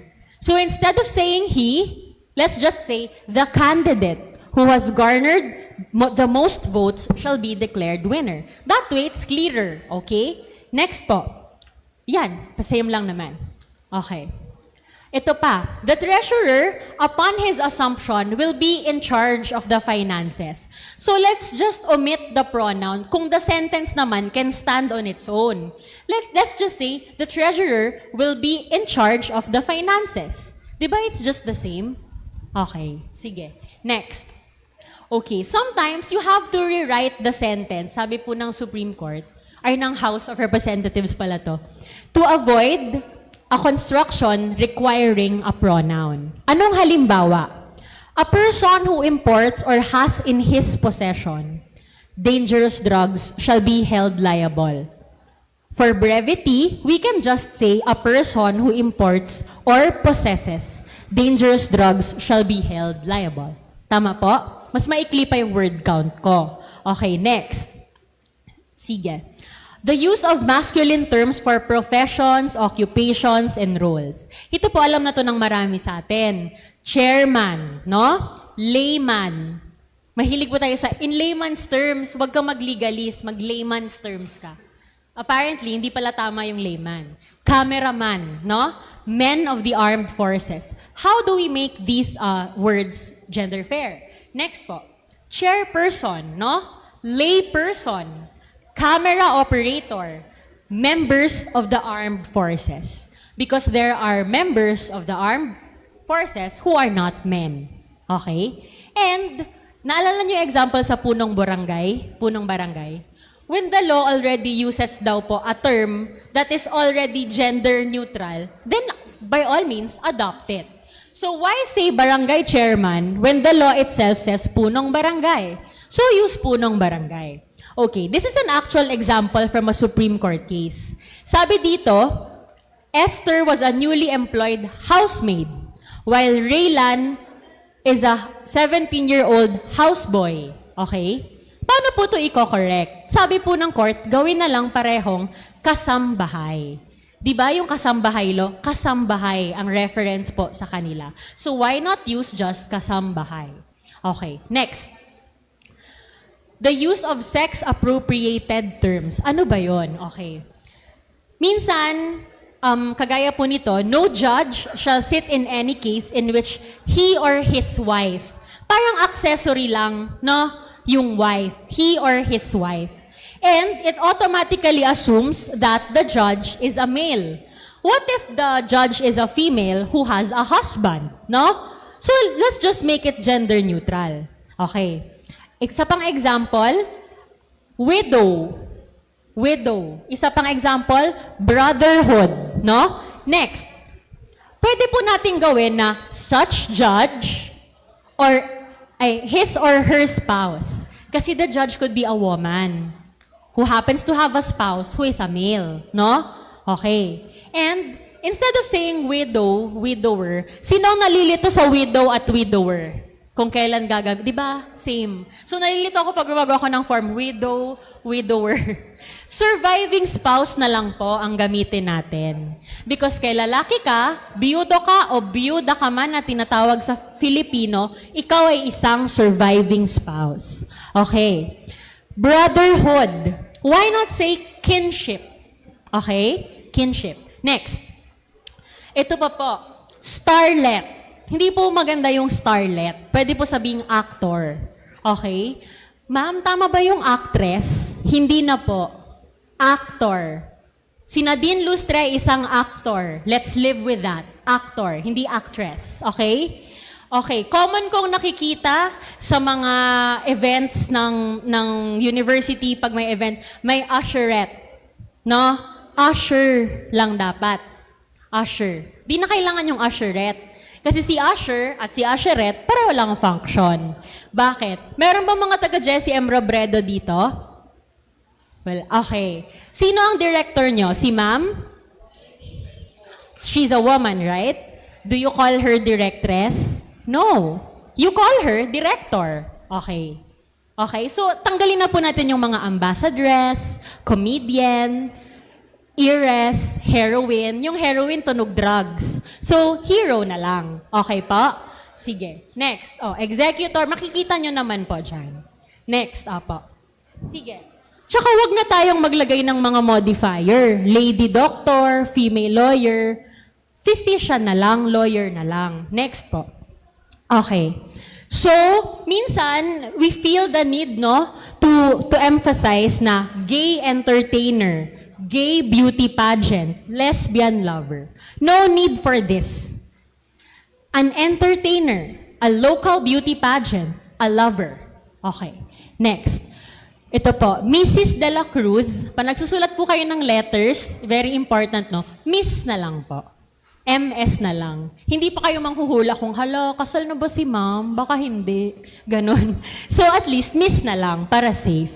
Next po, ito din. Sanay tayo dati na yung asawa ni Juan de la Cruz ay tatawaging Mrs. Juan de la Cruz na parang wala siyang sariling pangalan. Okay? So dapat, let's make them visible. Let's make women visible. Miss Maria Santos de la Cruz. May sarili po siyang birth certificate. Okay. Next. Doktora. Mahilig tayo sa doktora. Doctor na lang. Dear Sir. Dear Ma'am. Dear Editor. Dear Director. Dear Colleague. Dear Manager. Whatever. Okay. And let us stop using disparaging language. Ano po ba yon? Tama na yung she belongs to the weaker sex. Wag na yon. Let's unlearn that na. Okay. Sige. Oh, yan. Back po. Back ka ng 2 slides. Next. Ay, back. Sige pa. Back pa. Ayan. Isa pa. Okay. Carmen, a spinster, a retired pharmacist. Ano ba yung spinster? Pwede namang sabihin an unmarried person. Okay? It attacked Fat's testimony as full of motherhood statements. Familiar sa atin no yung motherhood statements? Okay. Let us just call it daw, next po, Ms. Francisco, vague platitudes. Sabi ng Supreme Court, vague platitudes. Tama na yung motherhood statement. Next po. Oh, pag sports, kagaya ngayon, kakatapos lang ng palarong Bicol, the spirit of sportsmanship. Instead of saying, bako ka man ngayon sportsman, di ba ganon? Sportsmanship, ma'am. Let's just call it fair play, okay? A policeman, a police officer. A flight stewardess, flight attendant, okay? And mahilig tayo dito, unwritten gentleman's agreement. Na-imagine nyo yung picture, lahat men in suits yung magkakasama. Para bang walang babae dun sa decision making. So, or another gender. Unwritten agreement. Okay. Next. Okay. Instead of calling someone gay, sabi ng Supreme Court, a homosexual. Instead of saying both the straights and the gays, you can just say all sexual orientations. Okay. Next na yan. Sige. Okay. So ito, similar na lang din naman po. Let's just skip these. Okay. And let us now refrain or stop altogether from quoting unfair conclusions about the sexes. Pag nakita nyo na yung isang passage, this is very much, alam nyo yun, parang sexist, then let's stop using it. Wag na natin siyang i-perpetuate. Next po. But where you really must use it, like for instance, man of ordinary intelligence, pwede nyo namang sabihin person of ordinary intelligence. Tapos i-bracket nyo siya. Diba? Or quote this as it is and lagyan nyo ng sick. S-I-C. Okay? Okay. Next. Ayan. The person of ordinary intelligence. Next po. Okay. And let us stop using distracting, pointless language which perpetuate stereotypes daw and double meanings. Okay, next na po. Sige. So you would ask, should we not mention gender at all? So lagi na lang po ba tayong hindi magme-mention ng gender? Siyempre hindi po. There are times when we need to mention gender. What if you are creating a policy specifically for mothers? Siyempre, kailangan nyo i-mention ng mothers, di ba? Kasi that's the spirit of the policy. Proper nouns or adjectives. Paano naman yung Girl Scouts of the Philippines or yung correctional for women? Hindi na po natin trabahong palitan yon. Pangatlo, pronouns with known antecedent or reference. For instance, you will refer to the President of the Philippines who is a male, then by all means, use his. Okay? Kapag alam mo naman na yung tao identifies as a his, as a she, whatever, then use that. But, kapag nga hindi mo alam, and then do not assume. Okay? Sige. So, when do we mention gender, no? Ask yourself, will mentioning gender shed light on key aspects of the issue you are discussing? Are you referring to people in general or a specific group, no? Or are you explicitly aiming to be inclusive to those of a non-binary gender? Sige. Narinig nyo na ba yung singular na they? Malapit na po ako matapos. Narinig nyo na ba yung singular na they? Ginagamit na po ngayon yung they to refer to a person, no? They, themselves, themselves. Minsan ginagamit na yun, di ba? Di ba ang awkward sa una, parang ang weird na parang, hala, magagalit yung English teacher ko nung elementary kasi sabi niya yung they, sa marami lang yun. Ganon. But now, the Merriam-Webster, the APA, and even yung Chicago, all of them have accepted and advocated for the use of the singular they. Okay? So, kunwari, ask each of the students what they want for lunch. Ulitin ko ha, ask each of the students what they want for lunch. Pag hindi ka po sanay, syempre parang hala, each nga, so isa-isa sila. So, di ba po? Pero, pwede na pong gamitin yung they. And this is not new. Sabi po ng ating mga linguists, simula late 1300s, ginagamit na yung singular na they. Although now, it's taking on a new use, which is as a pronoun of choice for someone who does not identify as either male or female. Okay? Di ba may mga tao na ang preferred pronouns ay they or them? Yes? Okay. The new use of they is direct, and it is for a person whose gender is known or knowable, but who does not identify as male or female. So if I were introducing a friend, no, who prefers to use a pronoun na they, I would say, this is my friend, Jay, I met them at work. Okay? Okay lang po yun. Accepted na po yun ngayon. Next, okay. So, konting palatandaan na lang po, no, sa paggamit ng they. Always use a person's self-identified pronoun, including when a person uses the singular they. Ako po, I identify as a she or her. So that's what I'm comfortable using. Okay? So if you know the preferred pronoun, then by all means, use the preferred pronoun, including when that person wants to use they or them. Okay? Also use they as a generic third-person singular pronoun to refer to a person whose gender is unknown. Pag hindi po natin alam. Okay. Wag na po tayo mag he or she alone as a generic third-person singular pronouns. Okay? Sige. And do not use combination forms. Minsan mahilig tayo ng S/HE. Diba? Para he or she. Wag na daw po yun. Okay? So, they na lang. If you do not know the pronouns of the person being described, reword the sentence and use they. Okay. Sige. Casey is a gender-fluid person. They are from Texas and enjoy tacos. Every client got a care package delivered to them. Not him or her, right? Every client got a care package delivered to them, okay? Each child played with their parent. The cup of coffee is theirs. Okay. Next po.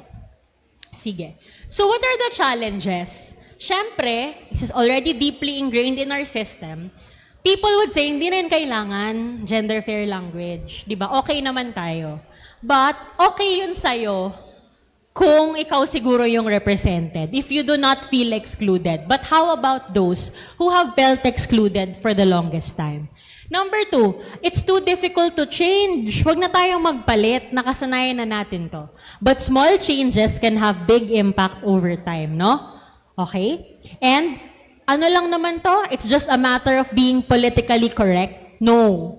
This is a conscious decision for accuracy and respect. Okay? Ayan. So ito po yung administrative order ng BU. I just want to show you that there is an AO for the use of gender-sensitive language and images in instruction, in research and extension, in all official documents, communications, and issuances of Bicol University. Okay. So thank you very much. That wraps up my talk.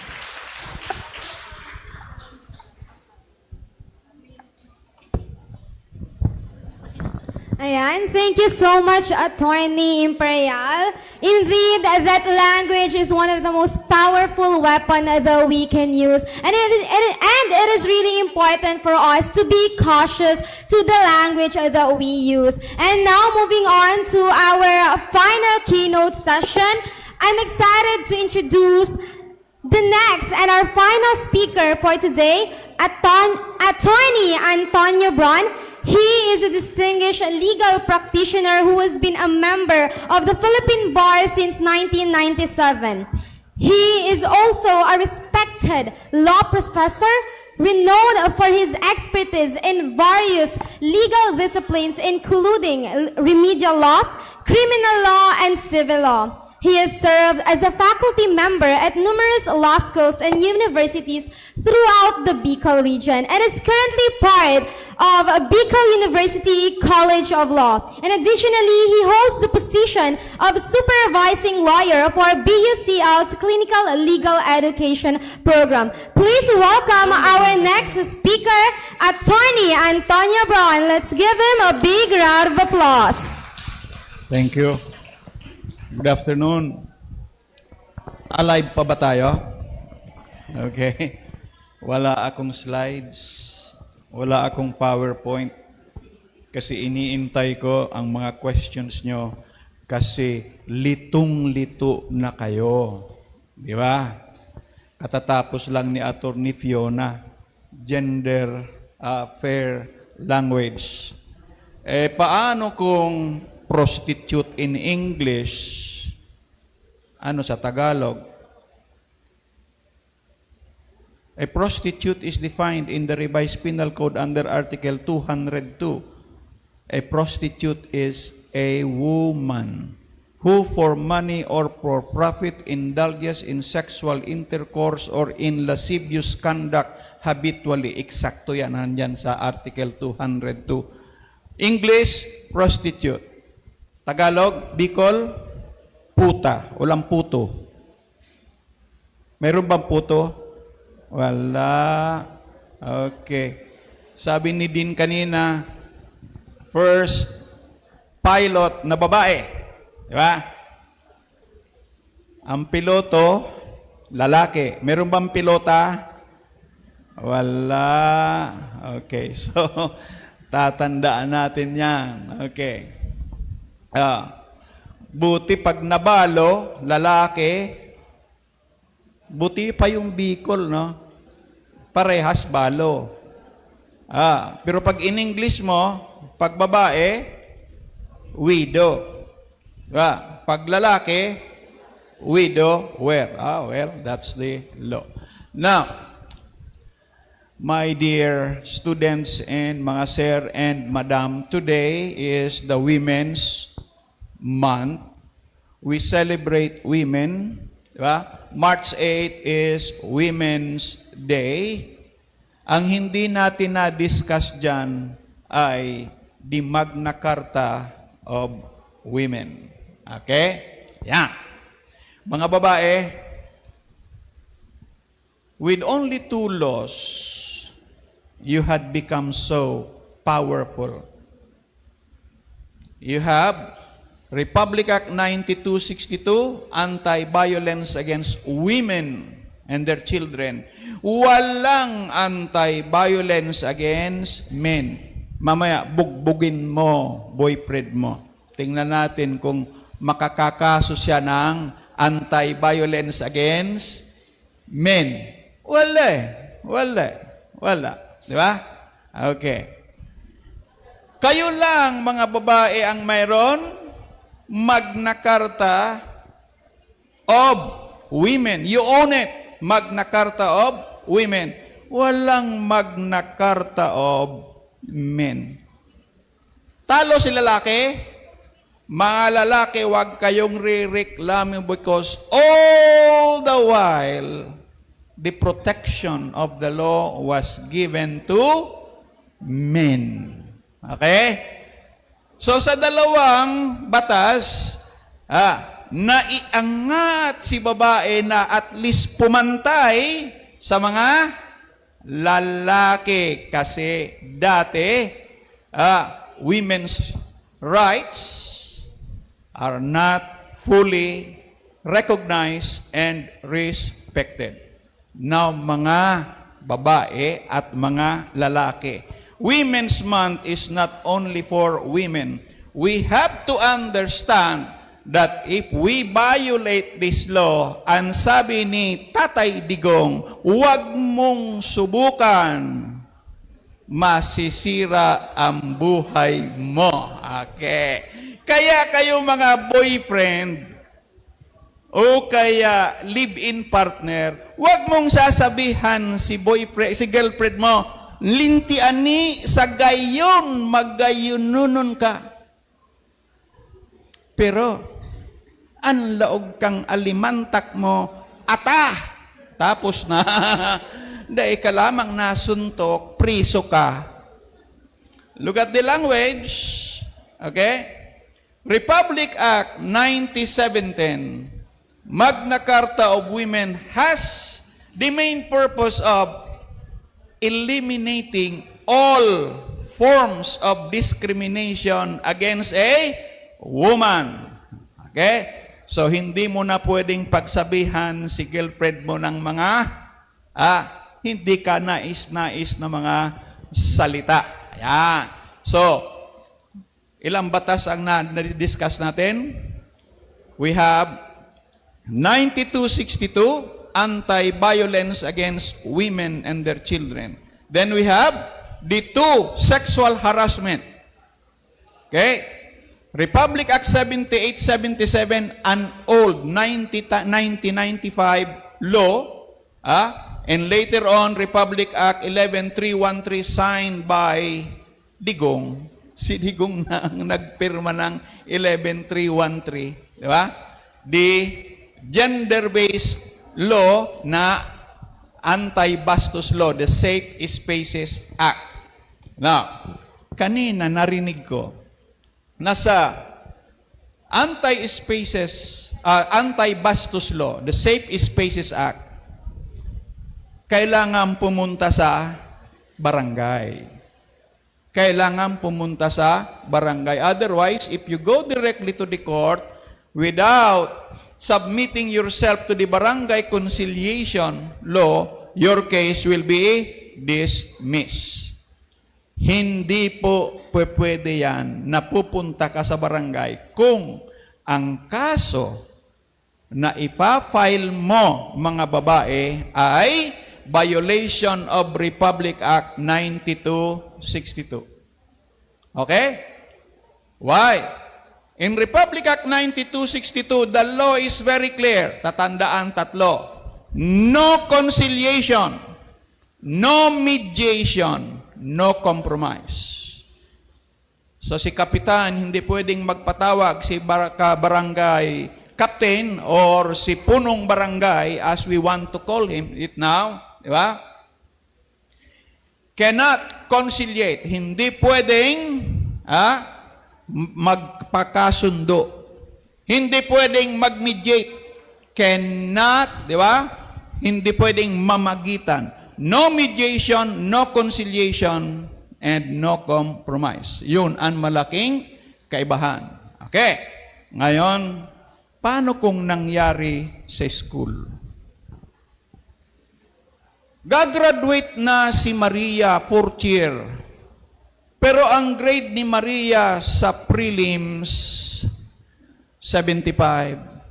Nung mag-midterm, 70. Ang sabi ng professor, Maria, look at my hand. How do you intend? Look at my hand. How do you intend to pass this course? May sinasabi ba? Wala. May action? Sabi naman ni Maria, ay naku sir, alam na sa bahay namin, ga-graduate ako, bigyan mo na lang ako ng dagdag na mga assignments. Ano ang sabi ni sir? Ay naku Maria, mamili ka. 4 o kwarto? Tapos na. Tapos na ang kaso ni Sir.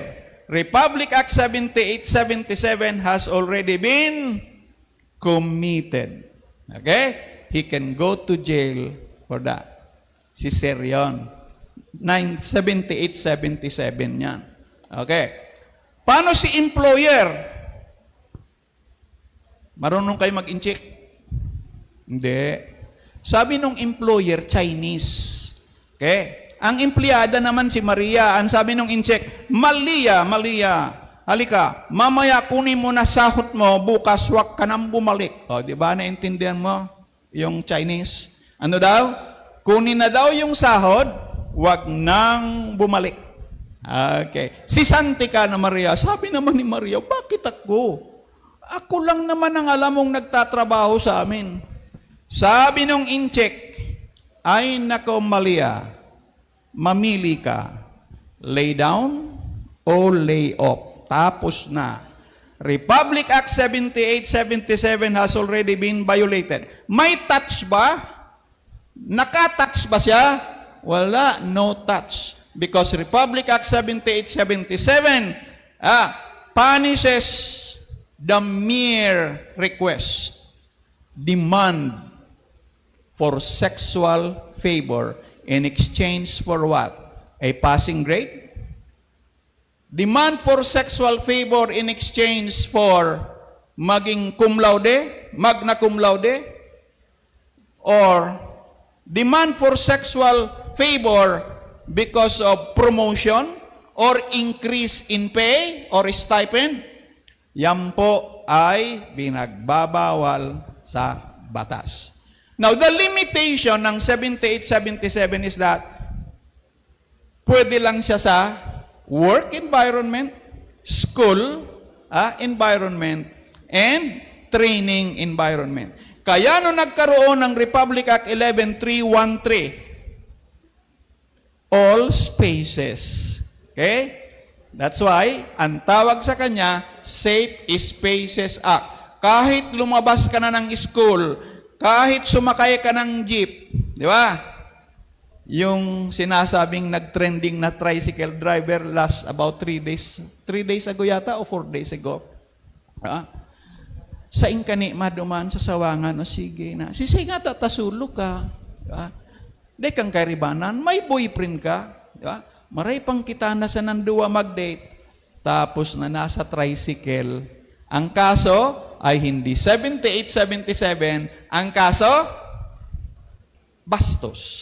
Bastos. Kaya si bastos, pwede mangyari sa loob ng klase, pwede mangyari sa trabaho, pwede mangyari sa daan. Okay? Sinong sinisisi? Si babae. Kasi si babae, kung magdamit, short na nga, short pa. Short. Di ba? Eh, dumaan sa mga nag-iinom mga lalaki at sabi ng mga lalaki, mababa naman ang penalty. Di ba? Mababa ang penalty. Fine. Community service. Kaya lang, wag mong papaabutin doon sa 3rd degree kasi medyo mahaba-haba na rin yung penalty. My dear students, wag niyong subukan. Masisira ang buhay mo, sabi ni former President Duterte, who is celebrating his birthday today. Okay. Now, if there are still questions that you want to be clarified, I am now ready to answer your questions. Meron ba? Meron? Yes. Hanap tayo.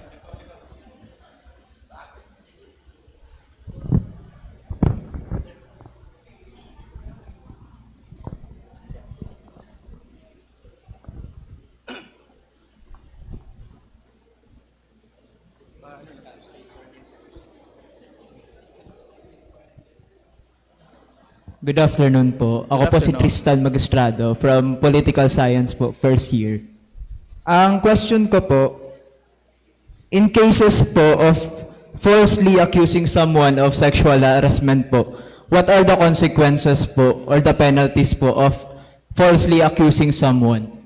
Tanungin ko ulit kita, paano siya nag-false accuse sa social media ba? Pwede po. Basta po nag-false accusation po siya sa isang tao po para po like for example po may makuha po siyang benefits po doon or ganun po. Kaya nga, itinatanong kita kasi importante yung circumstance.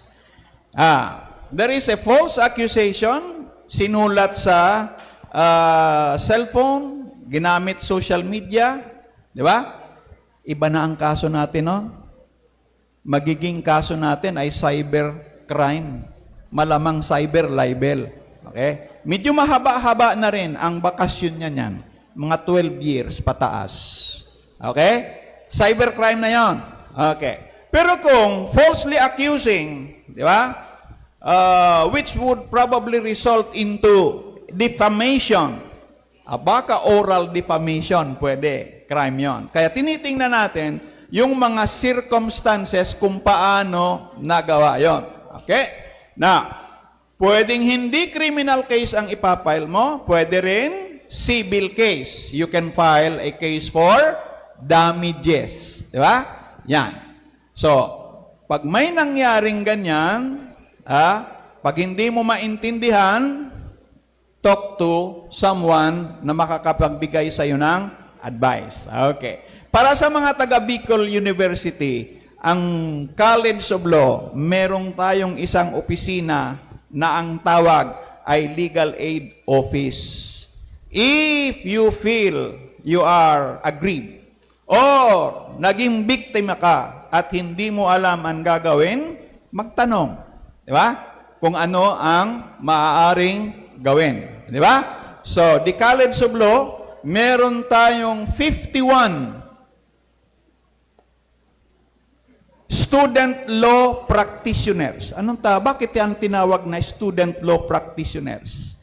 Pinapayagan na ng Korte Suprema na second year, third year, fourth year, pwede nang mag-practice as if they are lawyers under the supervision of a supervising attorney. Okay. Dalawang levels. May level 1 certification, we have 51. They are certified under level 1. Diba? Pwede silang magbigay ng advice, legal advice. Meron tayo dyan na 10 na fourth year na may certification na level 2. Ang level 2, they can appear and appear for and in behalf and represent a client in court under, of course, the supervision of the supervising attorney. Okay, going to that question, titingnan mo, kasi hypothetical yan, na question mo, dagdagan mo ng mga circumstances para mabigyan ka ng eksakto, sapat na remedyo. Okay? Now, kanina narinig niyo yung CODI. Ang CODI, isang grupo na binubuo para pakinggan ang kaso ng sexual harassment. Diba? Na, ang kaso pwedeng humantong sa 3 kaso. You can charge a person and make him liable, number 1, criminally. Pag criminal, malamang makulong, may penalty. Kahit ang penalty, imprisonment of 1 day. Diba? Now, sa criminal law, any person who is criminally liable is also civilly liable. May civil liability. Ang pangatlo, administrative liability. Now, kung papailan mo ng kaso si sir, si ma'am, dahil minura ka ni sir, minura ka ni ma'am, saan natin gagamitin yung cursing? Pwedeng makuha natin saan? Sa Republic Act 11.3.1.3. Di ba? Now, gusto mo ba si ma'am paila ng administrative case? Anong gagawin? Yun kalimitan ang alam ang batas, pero hindi alam kung ano ang gagawin. Ito lang ang very simple na advice. Pag may nangyari sa iyo at ikaw ay naging biktima, gawa ka lang ng incident report. Okay? Marunong kayo sumulat ng incident report? Ilang bang sasagutin nyo? Ilang W? Di ba? Yun lang ang sasagutin nyo. 5 W, tapos, what? Anong nangyari? When? Kailan nangyari? Where? Saan nangyari? Who? Sino ang may gawa? Di ba? Then, malamang tingnan mo rin yung why. Kasi makikita natin kung sino ang nagsimula. Baka, di ba? Madidetermine natin. Di ba? So, just a simple incident report, maaari nyo nang ma-file saan? Kung sa school nangyari, meron kayong isang opisina na tutulong sa inyo. Anong opisina yon? Student Affairs Office. O, di ba? Student Affairs Office. Kung ayaw mong pumunta sa Student Affairs Office kasi for whatever reason, di ba? You can go to your dean, di ba? O, punta ka sa dean. Doon magsisimula kung paano at ano ang nararapat na legal remedy para, di ba?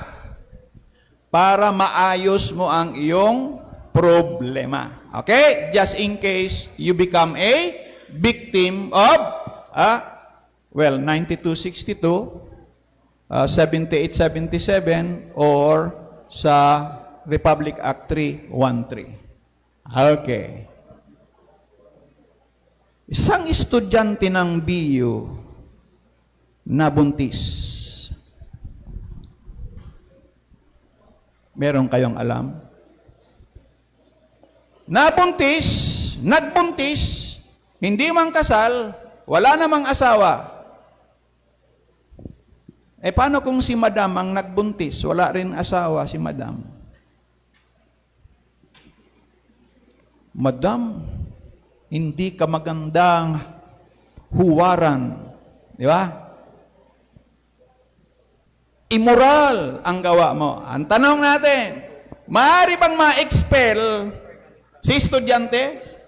Maaari din bang makasuhan si madam ng immorality para matanggal sa serbisyo? Hindi ko po sinasabi na magpabuntis kayo o si madam mabuntis. Kasi under Republic Act 9710, Magna Carta of Women, you cannot be expelled. Okay? Tatandaan, hindi ko sinasabi na maganda yon, di ba? Pag nangyari yon. Except sisiguraduhin mo na ang pagbuntis mo ay hindi bunga ng isang krimen. Nagbuntis ka dahil iyan ay isang adultery. Ay tapos na. Adultery is already a crime that is punished under the revised penal code, madali maintindihan, Article 333. Kaya nga yan, adultery. Kasi 333. Di ba? Okay. Meron pa bang tanong? Yes, ma'am.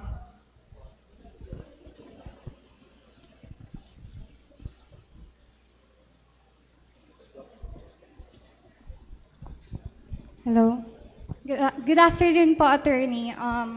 In RA 11313 or the Anti-Bastos Law po, paano po kapag ang perpetrator po is may sakit sa pag-iisip and napatunayan na ang perpetrator na ito ay mentally incapable, is the perpetrator still be liable for the crime? And kung liable po siya or hindi, ano ang mga available na relief para sa victim po?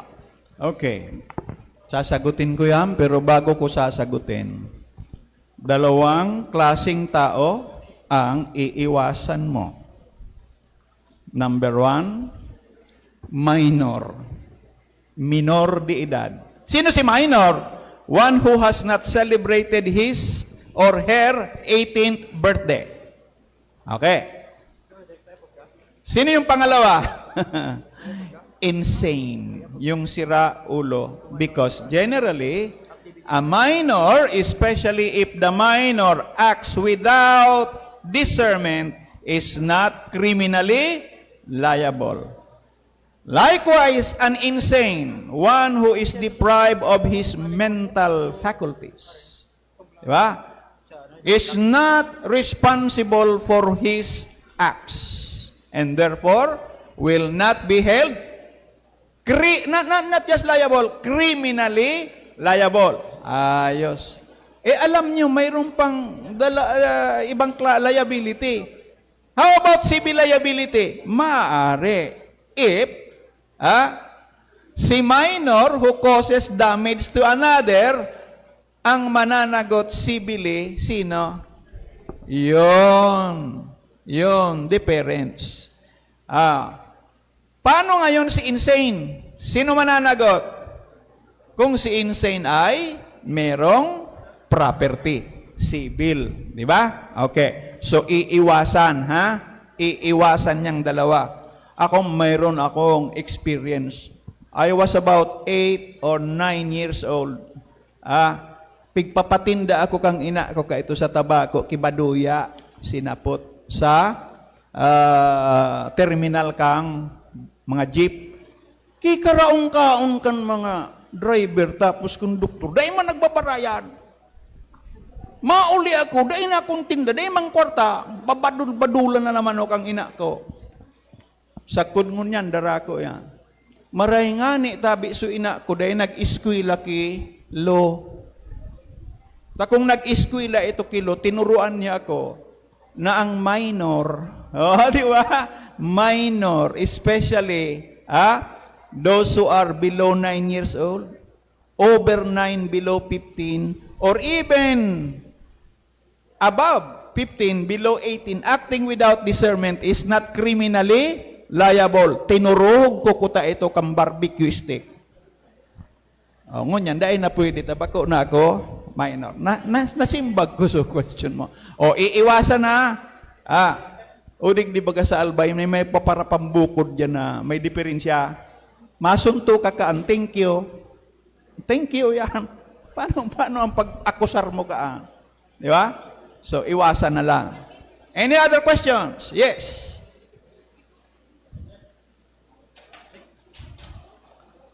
So sa itong...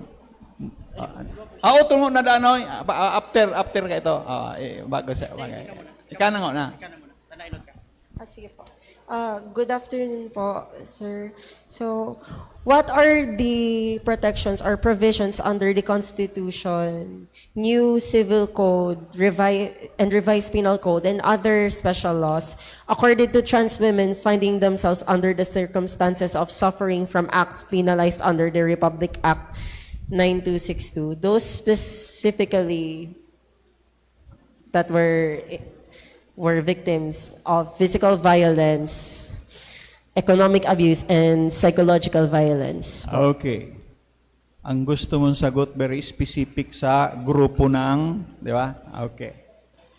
The Bill of Rights ng ating Constitution, when it says, no person does not distinguish kung lalaki, babae, natural, juridical, di ba? Transgender. So, no person, the protection is very clear. Generally, no person shall be deprived of his life, liberty, and property without due process of law, nor anyone be denied the equal protection of the law. So, that is the general catch-all provision of the Constitution where we derive rights. Okay? 3 main rights protected by the Constitution. Right to life, buhay. Okay. Pag sinabi mong right to life, anything that would make life worth living, protektado kayan. Kaya ang life includes, of course, the right to have a decent job para mabuhay. Di ba? Okay. Lahat. Liberty, your freedom. You cannot just be arrested and be detained. And even if you get arrested, under our criminal law, ito na naman, under our criminal law, a person who is arrested, hindi pa akusado, okay, arrested pa lang, can invoke the Constitution and can invoke another special law, Republic Act 7438. Rights of persons who are arrested, detained, and under custodial investigation. Naalala mo si General Torre, nagbasa pa ng Miranda rights sa cellphone niya? Okay. Di ba? Binasahan ng rights. Kaya lang kulang. Kulang yung nabasa niya because he is arresting Duterte based on an alleged warrant issued by the ICC. Di ba? Okay. So, mayroong special law. Now, pag akusado, tingnan nyo, nag-aral kayo ng Constitution, starting Section 12. Beginning Section 12 of Article 3. There are 22 sections sa Article 3. Beginning Section 12, lahat yun rights of the accused. Di ba? So, marami pong protection ang kung hinihiling mo. Now, under special law, yan, ito na sinatawag nating statutory laws, pinasa ng ating Kongreso, ito na, very specific. Merong for women, di ba? And their children. Okay? Women and their children. Okay? Sana nasagot ko yan. Now, meron ako nakakalimutan sa 9262. May remedies ang isang victim ng violence against women and their children. Hindi ito na-mention kanina, i-mention natin dito. Pag nabugbog si babae na biktima, binugbog ng asawa o binugbog ng ka-live-in partner, di ba? Pumunta sa pulis, nagpa-blatter. Sabi ng pulis, magkakaso ka ba? Sabi ng babae, ay hindi po. Kasi walang magpapakain sa amin. Tapos sa mga anak ko, ayaw. O sabi ng pulis, umuwi ka na. Sabi nung biktima, hindi po ako uuwi. Papatayin ako noon. Sabi ng pulis, halika, samahan kita kay kapitan. Sa barangay, captain. Sa punong barangay. Anong gagawin niya doon? Hihingi siya ng protection. Ang tawag doon, BPO, Barangay Protection Order, good for 15 days, non-extendable, hindi ma-extend. Okay? Protection yon. Kailangan bang i-notify si lalaki? Hindi po, kasi it is issued only ex parte. Pag sinabi ng ex, di ex na nga di ba? Hindi nakasali. Okay? Now, cannot be extended before maglapse si 15 days. Si biktima can go to court and apply for a TPO, temporary protection order, which is good for 30 days. Aba, humaba na. And this time, it can be extended. Extendable until the victim is able to secure for herself a PPO, a Permanent Protection Order. Ang ganda ng protection sa babae. Bakit marami pa rin ang biktima? Why is still there domestic violence? Kasi po, ganito po ang cycle ng domestic violence. Okay. Anong cycle? Si lalaki, uuwi lasing gabi, bubugbugin si misis. Sa umaga, hindi na lasing, hihingi ng tawad. Okay. Ano naman gagawin ni misis? For the sake of the children and for the sake of the marriage, anong gagawin ni misis? Papatawarin. Okay? Papatawarin. Holding hands. Magsisimba pa yan. Okay? Pagkalampas na naman ng several days, 1 week or 2 weeks, uuwi na naman si lalaking, lasing, bubugbugin. Ano na naman? Pag umaga, papatawarin. Dahil napatawad na, uuwi na si lalaki.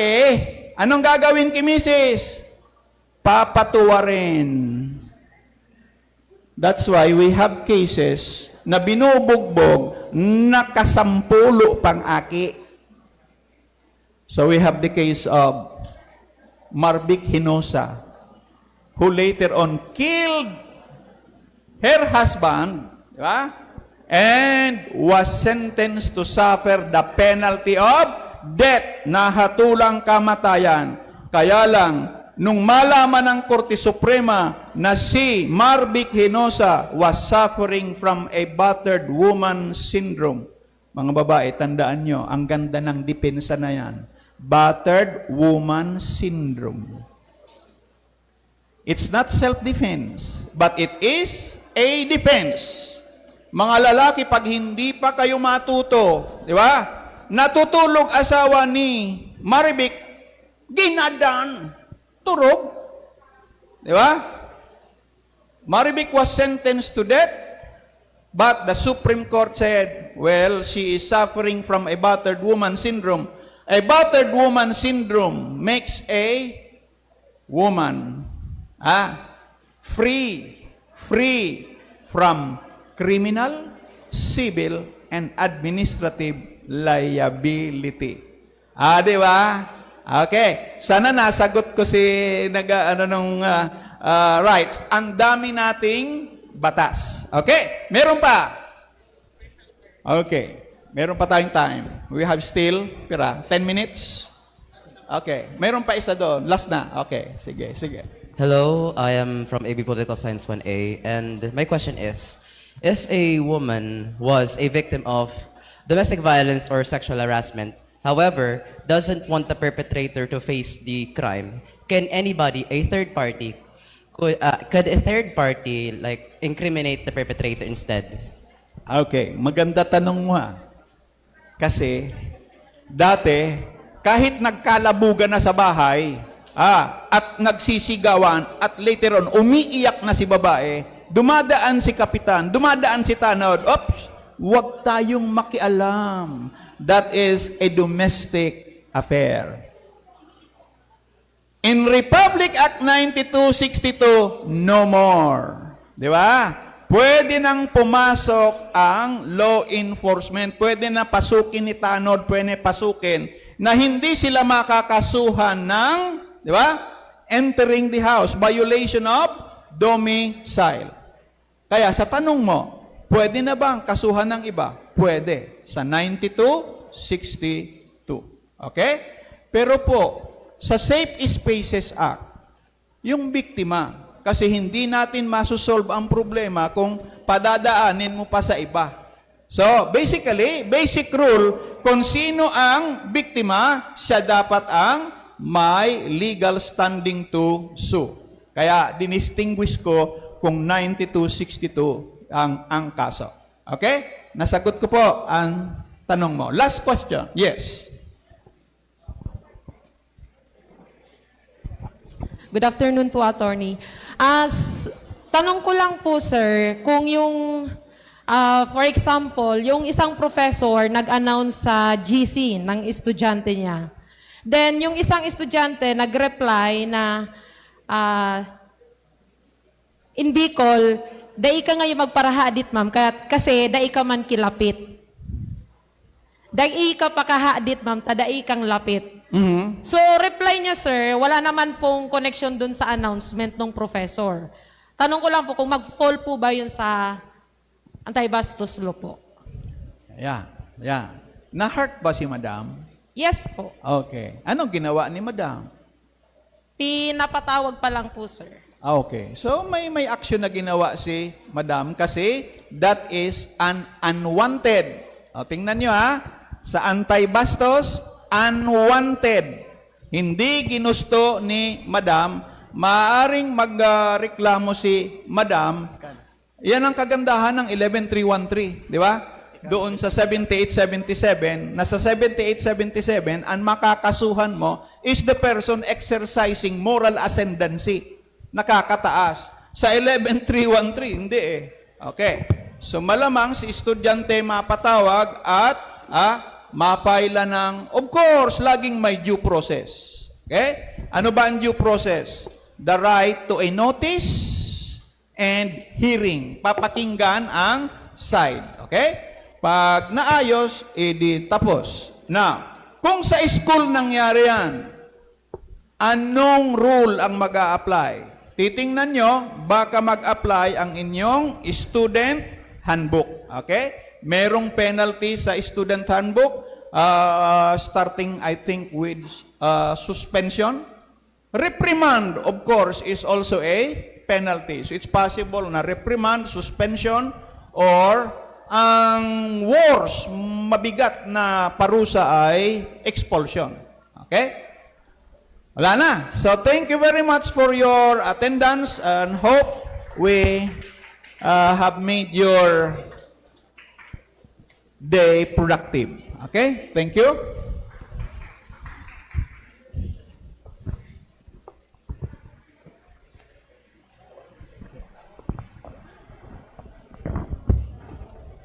Ayan, so thank you so much, Attorney Braun. And once again, allow us to express our deepest gratitude to our esteemed speakers, Mix Dexter Golimlim, Mix Francis Villaflor, Attorney Imperial, and of course to Attorney Braun for sharing your knowledge and expertise with us. So moving on, let us now proceed to the certificate of appreciation.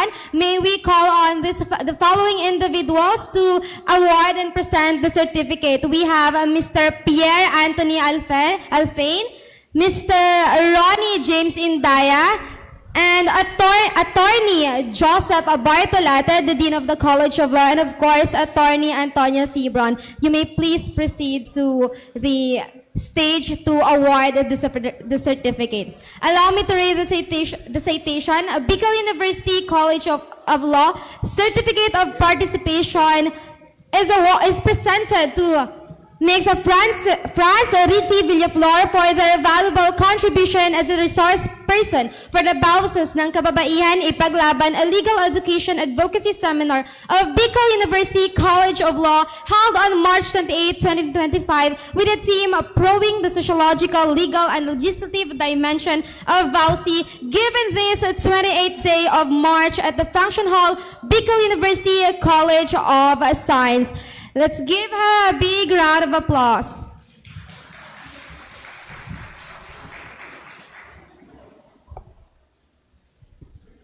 Same certificate is awarded to Mix Dexter Golimlim.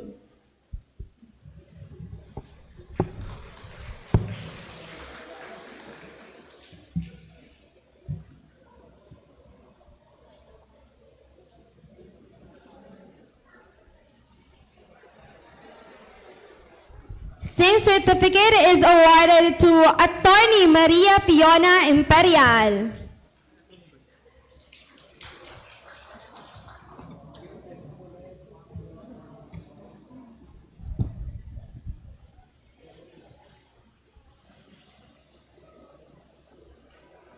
Ayan, thank you so much to our esteemed guest speaker for today. As we conclude this discussion, we sincerely thank our speakers. Today's dialogue has reminded us that addressing VAUSI is not just about understanding the law. It is about fostering a culture of respect, advocacy, and accountability. So, ito na nga yung kanina pa nating hinahantay. Let's hear a special message to our Senator Risa Hontiveros. Let's give her a big round of applause first. Po sa ating lahat. Bilang isang babae, isang ina, at chairperson ng Senate Committee on Women, isang malaking karangalan na maging bahagi ng pandaigdigang pagdiriwang na ito. Mula noon, Happy Women's Month po sa ating lahat. Bilang isang babae, isang ina, at chairperson ng Senate Committee on Women, isang malaking karangalan na maging bahagi ng pandaigdigang pagdiriwang na ito. Mula noon hanggang ngayon, patuloy nating isinusulong at pinanghahawakan ang mga programa, batas at polisiya na nagtataguyod ng kapakanan at karapatan ng kababaihan. Every Women's Month is a time to celebrate how far we've come and to reflect on the journey ahead. Each step forward is a victory. Isang paalala na ang pagkakapantay-pantay ay abot kamay para sa ating lahat. Nothing is impossible. That's why female representation is so powerful, especially in leadership and in spaces from which women were once excluded. Our dreams are valid, our voices matter, and our ambitions are worth pursuing. Female representation matters, today and always. Mula pa nung naging activist ako noong high school ako, hanggang sa pagiging student leader sa college, community organizer, at ngayon bilang public servant, lagi kong nakikita at kinikilala ang kakaibang mga hamon na hinaharap ng ating kapwa kababaihan. Lalo na ang mga inaabuso, inaapi, at biktima ng sexism, misogyny, at walang katapusang karahasan. Ngayong Women's Month, sana ay huwag nating makalimutan ang mga babaeng pinaka-vulnerable sa ating lipunan. Let us be inspired by the victories of the most successful women. But let us also not forget those who continue to get left behind. Kasi hanggang ngayon, may batang babae pa rin hindi nakakapag-aral dahil sa lumang paniniwala. May mga teenagers na napipilitang magpakasal dahil sa kahirapan. May mga babaeng nakakaranas ng harassment sa school, sa workplace, sa kalsada. At may mga nanay, asawa at kapatid nating tahimik na nagtitiis sa abusive relationships. Ito mismo ang dahilan kung bakit natin ipinagdiriwang ang Women's Month. Para ipaalala na marami pa tayong dapat gawin. Hindi tayo titigil hanggat hindi tunay na ramdam ng lahat ng kababaihan ang kalayaan at proteksyong dapat para sa atin. Kamakailan lang, natalakay din namin sa Senate Committee on Women, Children, Family Relations, and Gender Equality ang pagbibigay ng maternity benefit sa mga kababaihan sa informal sector. When workers feel secure and valued, they are more motivated and productive. I also share your ideals that empowering the labor force requires investing in their education so that they will be able to know their conditions, rights, and what they can do to change that condition.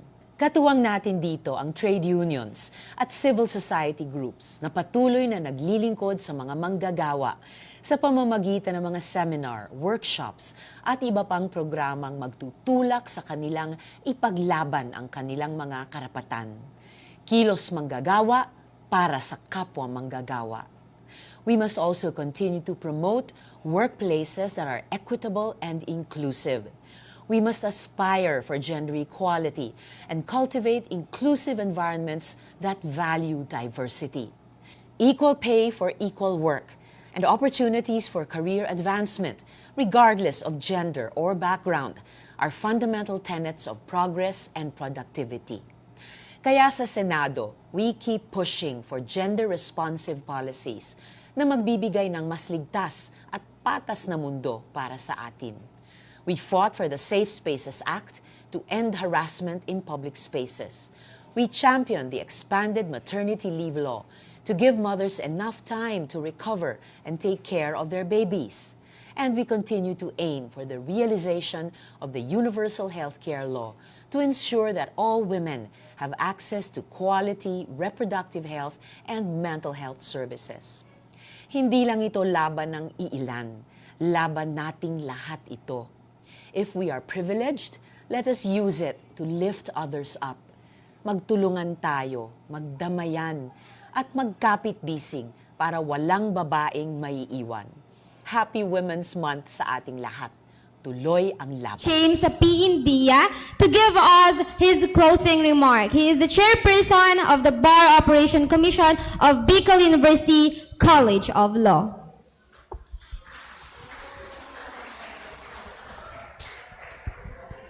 Diyos na maray na hapon po sa inyo, Gabos. Thank you, everyone.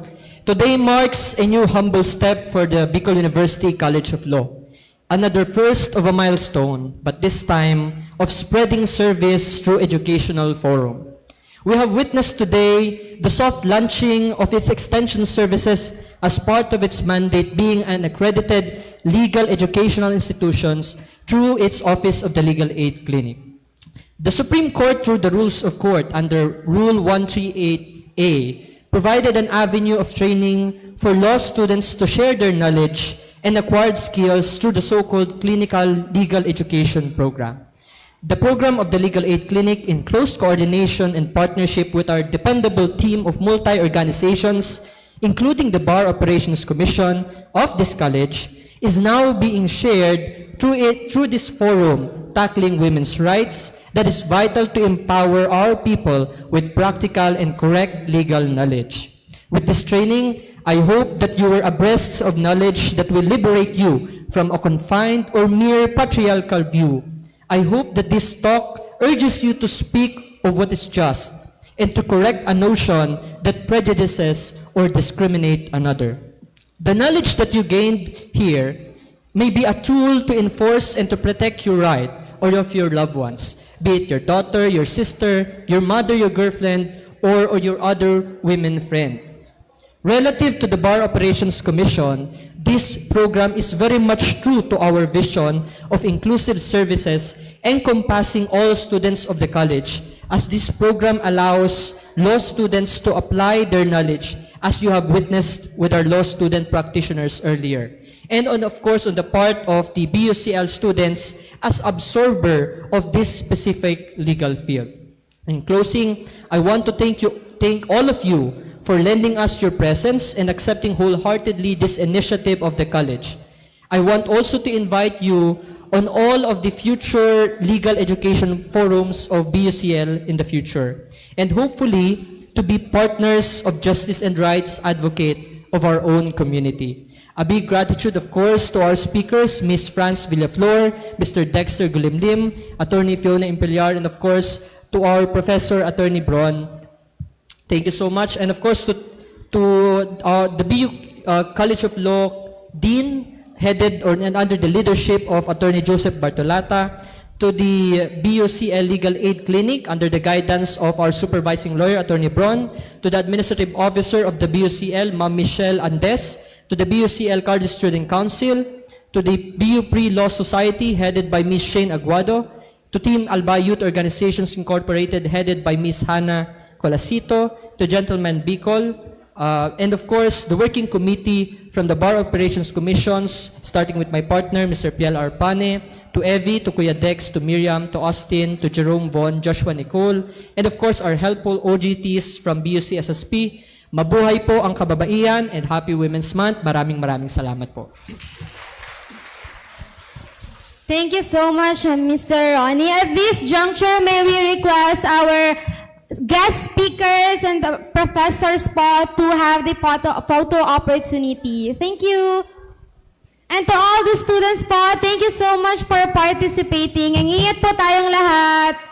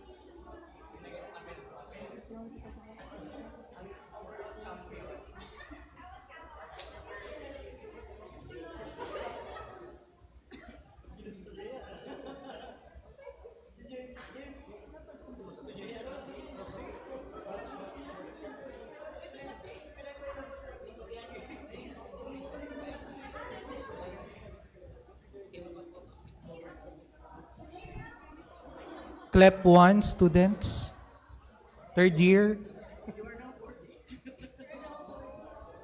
boarding, JD3 boarding.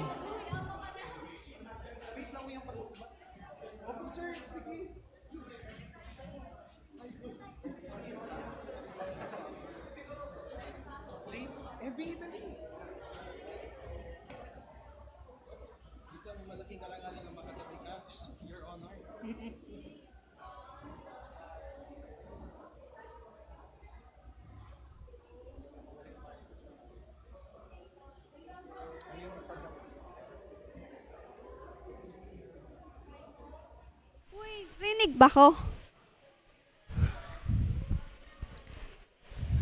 At dito nagtatapos ang ating programa. Ngunit tandaan, ang laban para sa karapatan, proteksyon at kapakanan ng kababaihan ay hindi dito nagtatapos. Isang taus-pusong pasasalamat din sa lahat ng dumalo at nakiisa. Huwag nating hayaan na sa loob lang ng kwartong ito ang ating natutunan. Dalhin natin ang mga sa tahanan, paaralan at komunidad. Maging boses tayo ng pagbabago at tagat ng hustisya. Para sa mga hindi nakapanood ng live, maaari nating balikan ang buong pangyayari sa Bicol University official Facebook page. Ako po si Daniel Rico, journalism student and intern of BU Communication and Public Relations. Maraming salamat. Hanggang sa susunod, BUenos.